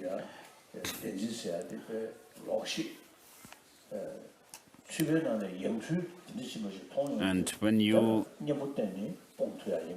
see the reality of things, which is emptiness of inherent or independent existence things, you'll be able to see that the grasping at true independent existence and things and self is something that you can actually overcome, because it's distorted view, and therefore you will, I mean, since you see the possibility of overcoming it, you'll work towards overcoming it in other sentient beings as well. As Master Nagarjuna says in his salutation verses in Mula Madhyamaka Karika, with regard to dependent origination, the Buddha taught being free from extremes. Although things arise and cease, they come and go, there is identity and difference.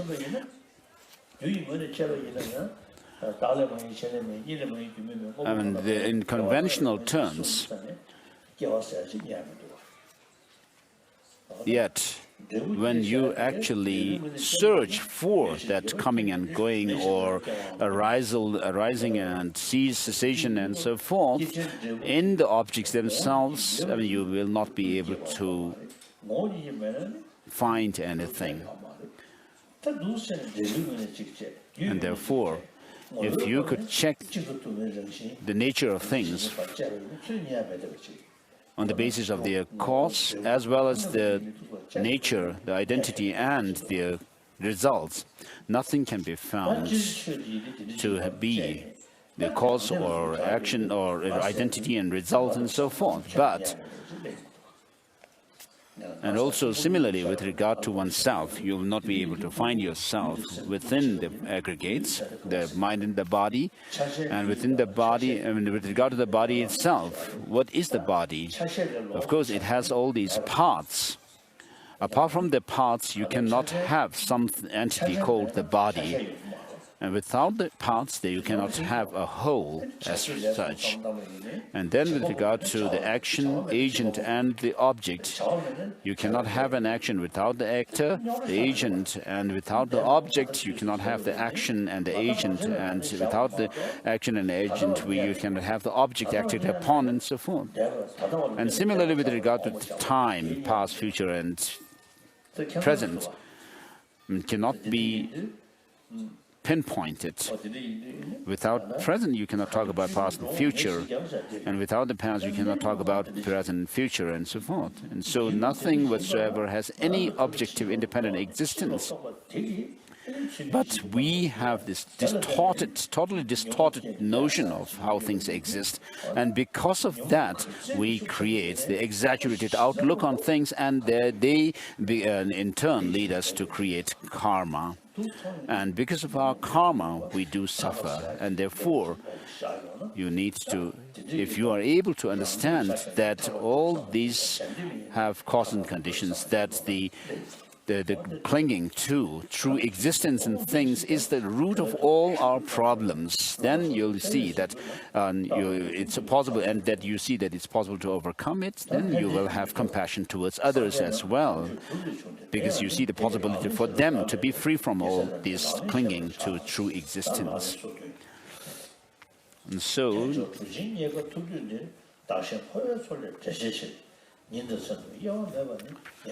fully enlightened Buddhas, the source of benefit and happiness, have come about from their having actualized the hallowed Dharma. Moreover, since dependent on their having known what its practices are, I shall explain the Bodhisattva practices. And regarding the verse number 1, a Bodhisattva's practice is at this time when we obtain.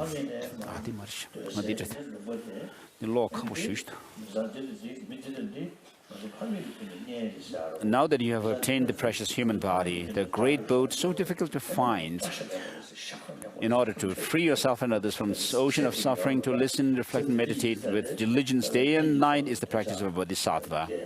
And then the second verse. So the first verse actually shows that we need to engage in the practices of listening, reflecting, meditating on the teaching in order to make this human life meaningful. And then the second verse teaches us to abandon our homeland, which in turn means that we need to actually do away with attachment to one's homeland. The passion towards friends churns like water, hatred towards enemies burns like fire. Through dark ignorance, one forgets what to adopt and what reject. To abandon one's homeland is the practice of a Bodhisattva. Although we may abandon or we may leave our homeland, but if we remain the same without making any change within ourselves in terms of overcoming our attachment, anger, and so forth, then what's the point of leaving one's homeland? Because even if you may be in a high land, in a hermitage, you are still the same person. And therefore, what this means is to overcome one's attachment and anger.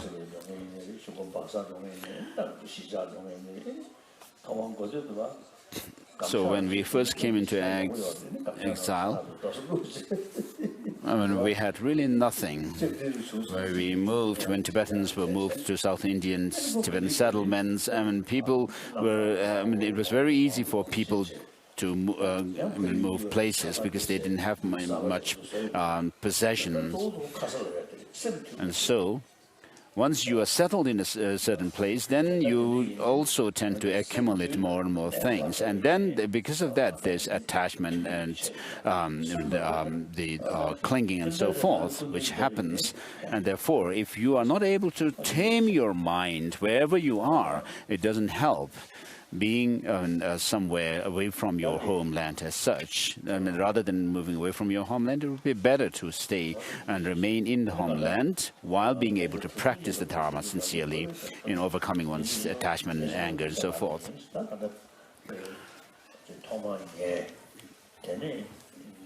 So, with regards to the practice of Dharma, one first hears the teaching, and having heard the teaching, you would reflect on it and critically analyze the meaning and then thinking over and over again and reflecting on the meaning, one gains conviction in the teaching, the meaning, and then you familiarize your mind with that object that you have gained certainty of, and then you familiarize your mind and gain experience of the teaching. The giving up in inhospitable places, mental afflictions gradually decrease. Unfavorable places, with no distraction, virtuous activities naturally increase. When mind becomes clear, conviction in the Dharma is born. Therefore, seeking solitude is the practice of a Bodhisattva. So old friends and relatives will separate. possessions gained with exertion will be left behind.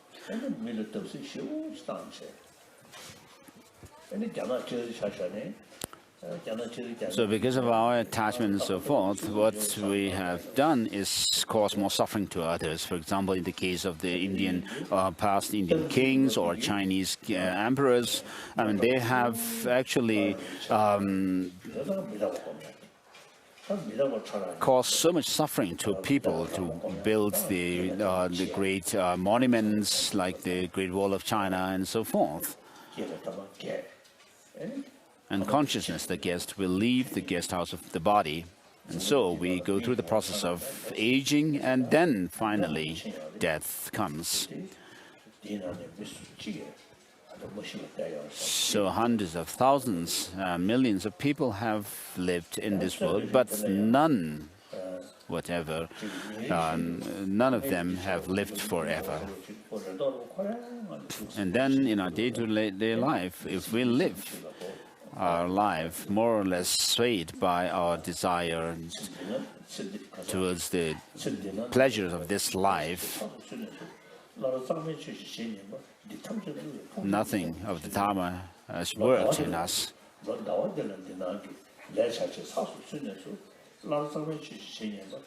So if you think that you would actually finish off with all the mundane chores and then, I mean, this month, this day, this month, and this year and so forth, and then I will do the Dharma practice.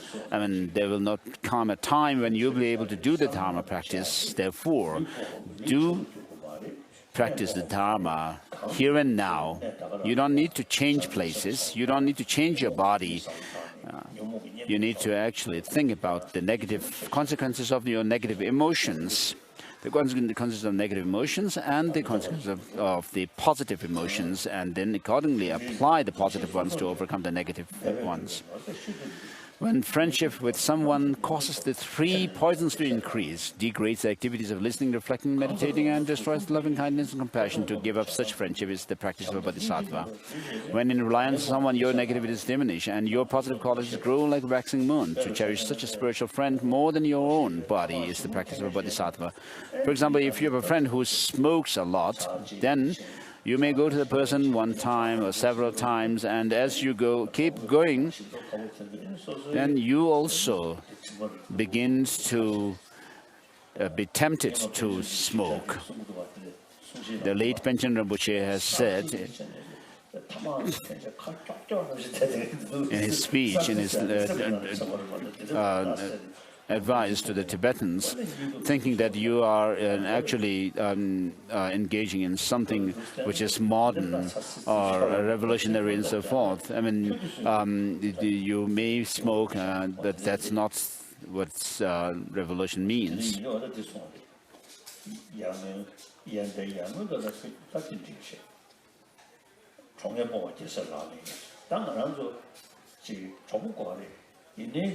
To give up such a friendship is the practice of bodhisattvas. So, but then the friend that you actually accompany maybe ones who smoke or are alcoholic and have bad manners, but you may befriend them, but then you should not emulate them. When in reliance on someone, your negativities diminish. And so it's the practice of bodhisattvas. So when you talk about this virtuous spiritual master, they are the ones who actually inspire you to cultivate good manners, good virtuous states of mind. It has nothing to do with big estates and big names. In Kham, there used to be this kind of custom that someone is considered a great Lama if they have big estates and big entourage. But a Lama or a spiritual teacher is someone who have the 10 qualifications as given in Sutra Alankara.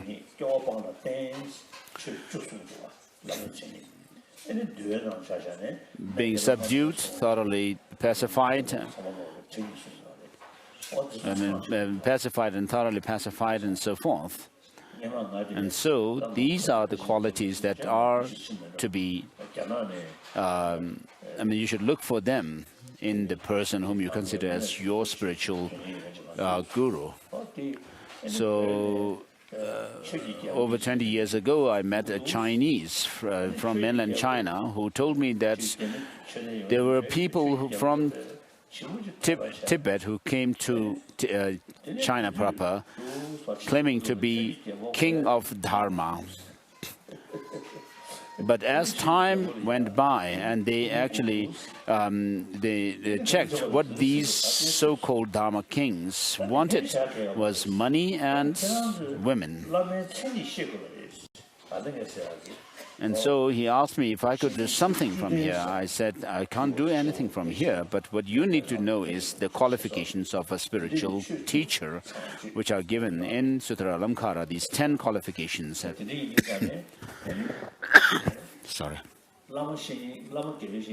So you need to check whether the person, the so-called Dharma Rajas, have these qualifications or not. Someone may be very famous, but you need to still check if they qualify these criteria of spiritual guru. And Gyalsey Rinpoche, in his Lamrim Chemo, says that unless one is able to tame, subdue one's own mind, there is no way one can actually tame others. So those who wish to tame others first must tame themselves. And then, with regard to the method of taming oneself and others, it is not sufficient to have someone who is able to who is able to predict future through more divination well and so forth. It's not sufficient. They need to be ones who are able to actually employ the teaching of the Buddha correctly.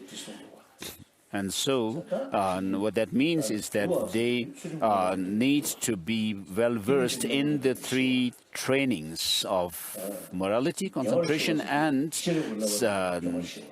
wisdom. And so the Sutra Alamkara, before quoting these the verses from the verse from Sutra Alamkara, Gyalsey Rinpoche actually gives this comment. And so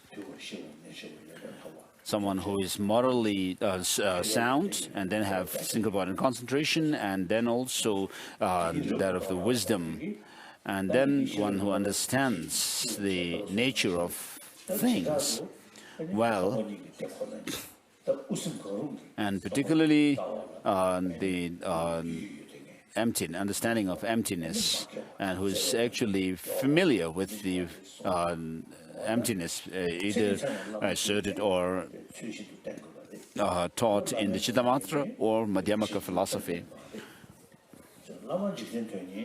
And then someone who does not look for material gains and worldly gains.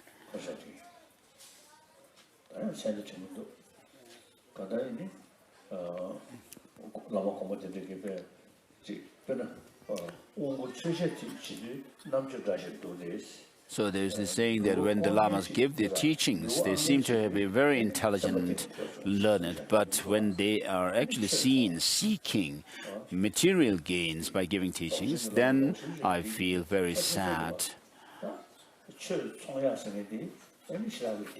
So some Dzogchen Lamas have said that there are, the Dzogchen Lamas who have said that doing Dharma business is very risky, but there are many who do business with Dharma, but they have actually pledged that they will not do any business with Dharma. Themselves captives in the prison of samsara, whom can the worldly gods protect? Therefore, to seek refuge in those who do not betray the 3 jewels is the practice of a bodhisattva. So we have the practice of propitiating or making offerings to Gyalpo and Zen spirits and so forth. Of course, they themselves are under the sway of their negative emotions, and they are objects of our compassion. So how can they, these worldly gods and so forth, protect us? With regard to the Sangha jewel, of course, the Sangha jewel, as the trainee level, have not overcome all the negative emotions, but then they have the experience of true Dharma within themselves, and they can help us, assist us on the path. So once you have developed the true Dharma within yourself, comprising true cessation and true path, then you will be someone who is called a true Sangha. And then you are someone who is called an Arya being.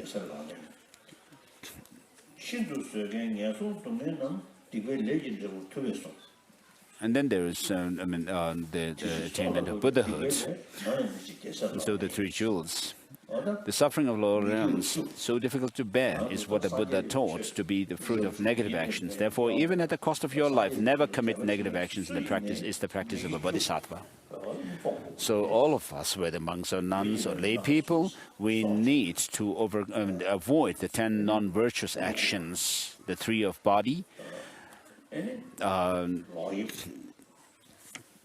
taking life, and then stealing and sexual misconduct, and then 4 of speech, lying, telling lies, divisive talk, and harsh language, and also gossip, idle gossip. And then 3 of mind, which are covetousness, wrong view, and malicious thought, and wrong view. And so, through these practice of avoiding the 10 non-virtuous actions, one could attain higher rebirth, and then on top of that, to have a very excellent higher existence, you could actually be respectful to others, and not indulge in corruption, not indulge in wrong livelihood. And then giving to others, not with disrespect, but looking down upon them, but respectfully giving alms. Otherwise, sometimes we do tend to be mean towards those whom we give some alms. So we are. These beggars and ourselves are equal in being the same human beings, and therefore we need to treat them with respect. So give alms with respect, and then you should respect and those who are worthy of respect and veneration. And then, and therefore, the 16 factors for higher rebirth are given in Ratnavali, the precious garland by Master Nagarjuna. Happiness in the 3 realms, like dew on a blade of grass, is the nature of nature instantly fading away. Is of the nature instantly to strive for the supreme state of liberation that never wavers is the practice of Bodhisattvas. So whatever excellence there is in the 3 realms of existence finally wears out. They diminish, and therefore it is said they are like a dew on blade of grass. And then this the happiness is the nature of instantly fading away, which means that this shows that the moment by moment change in disintegration in things, and therefore there's no perfect happiness or pleasure in this cycle of existence. However great blissful experience they may be.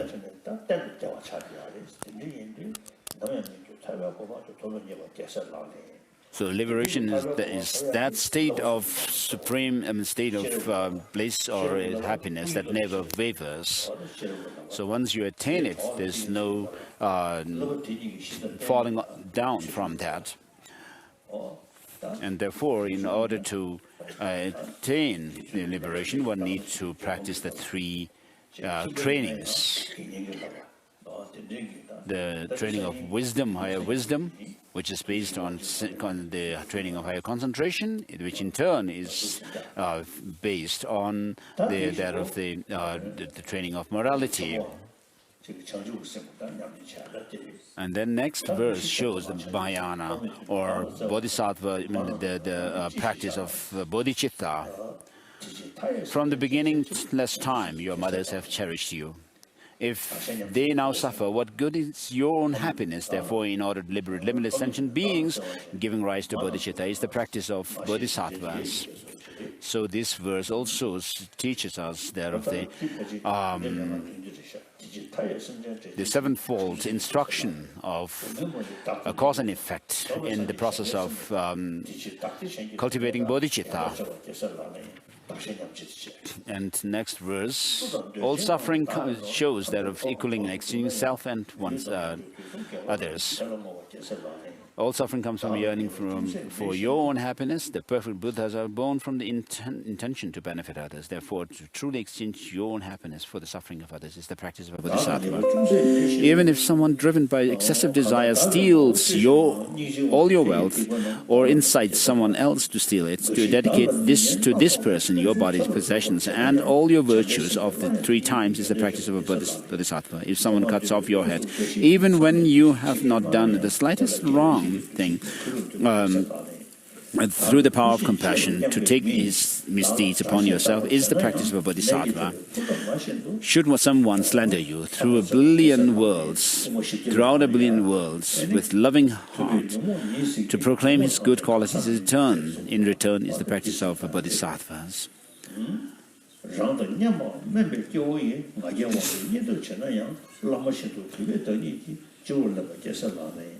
If someone whom you cherish as dearly as your own child takes you for an enemy, then, like a mother whose child is sick, to love that person even more is the practice of a bodhisattva. Even when someone who is your equal or inferior, driven by arrogance, seeks to disparage you, to place him on the crown of your head with the same respect you would accord to your guru, is the practice of a bodhisattva. So in the practice of a bodhisattva, there are the risk of being too proud or being in too low self-esteem. So in order to do away with that, these practices are taught.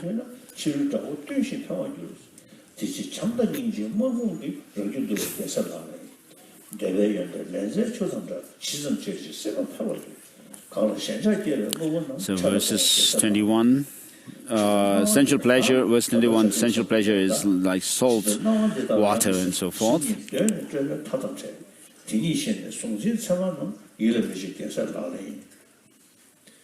So verse number 22 shows special insight.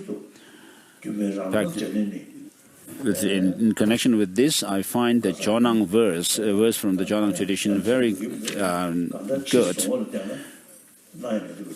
So which says that when I look at the objects, the perceived objects, they are like illusion. And when I look at the mind itself, they also do not have any intrinsic existence. And so both the subject and the object do not have any intrinsic or independent existence.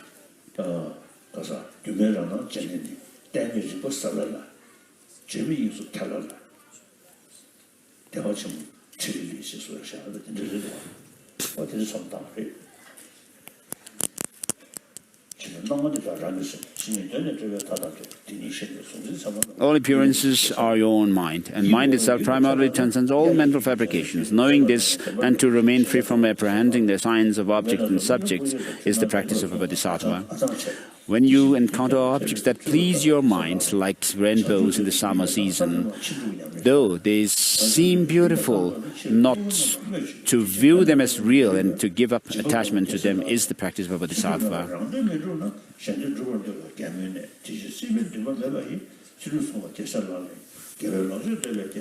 Then the next verses show those of the practice of 6 perfections. The perfection of giving, perfection of morality, perfection of patience, the perfection of joyous effort, the perfection of concentration.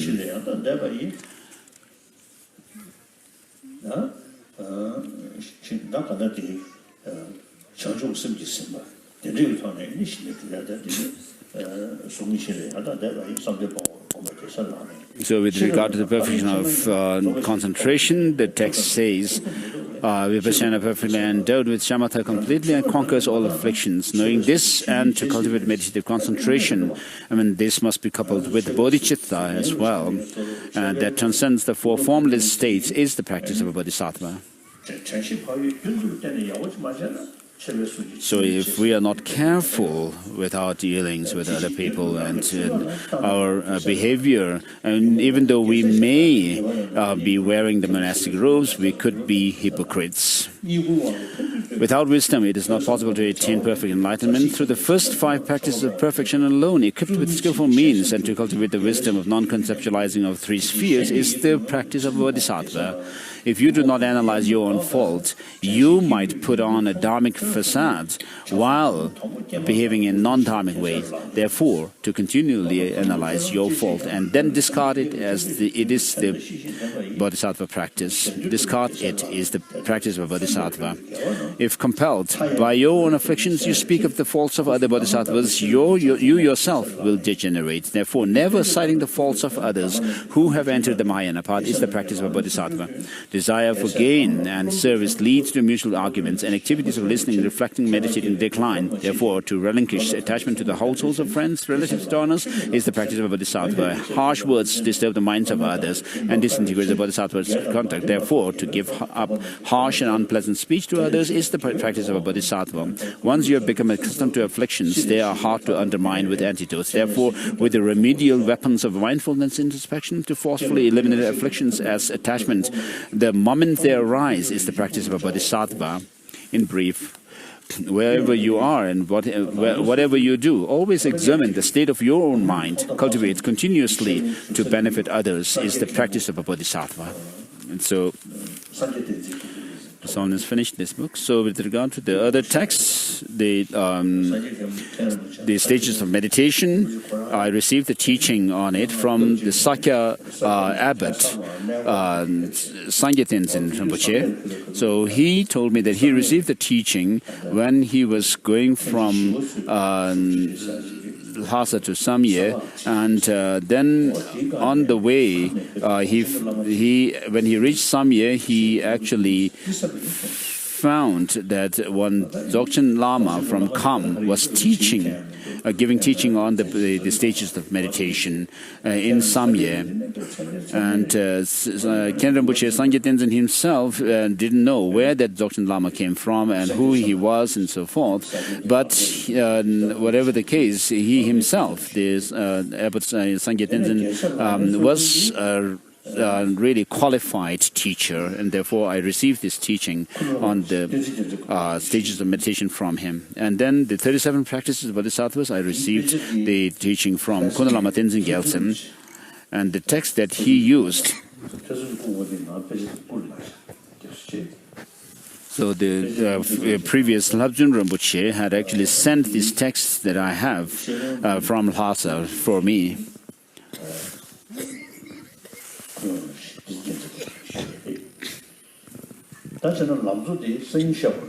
So I'll teach the 3 principal aspects of the path tomorrow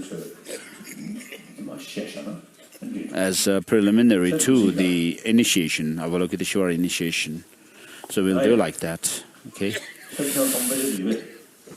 Does everyone have the text?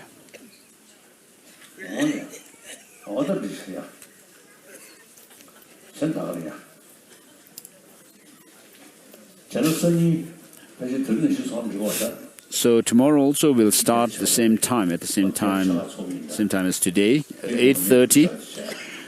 Before starting the teaching, I'll actually do the preliminary rituals for the initiation. So the initiation may take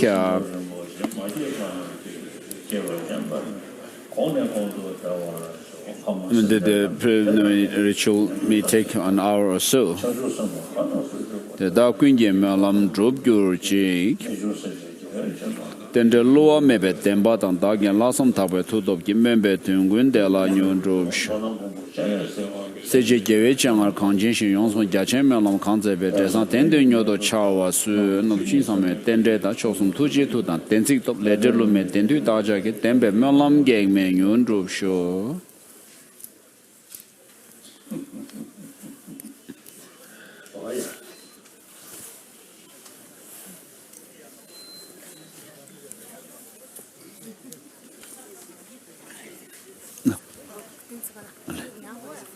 Tunamji, Sayin Tamkula.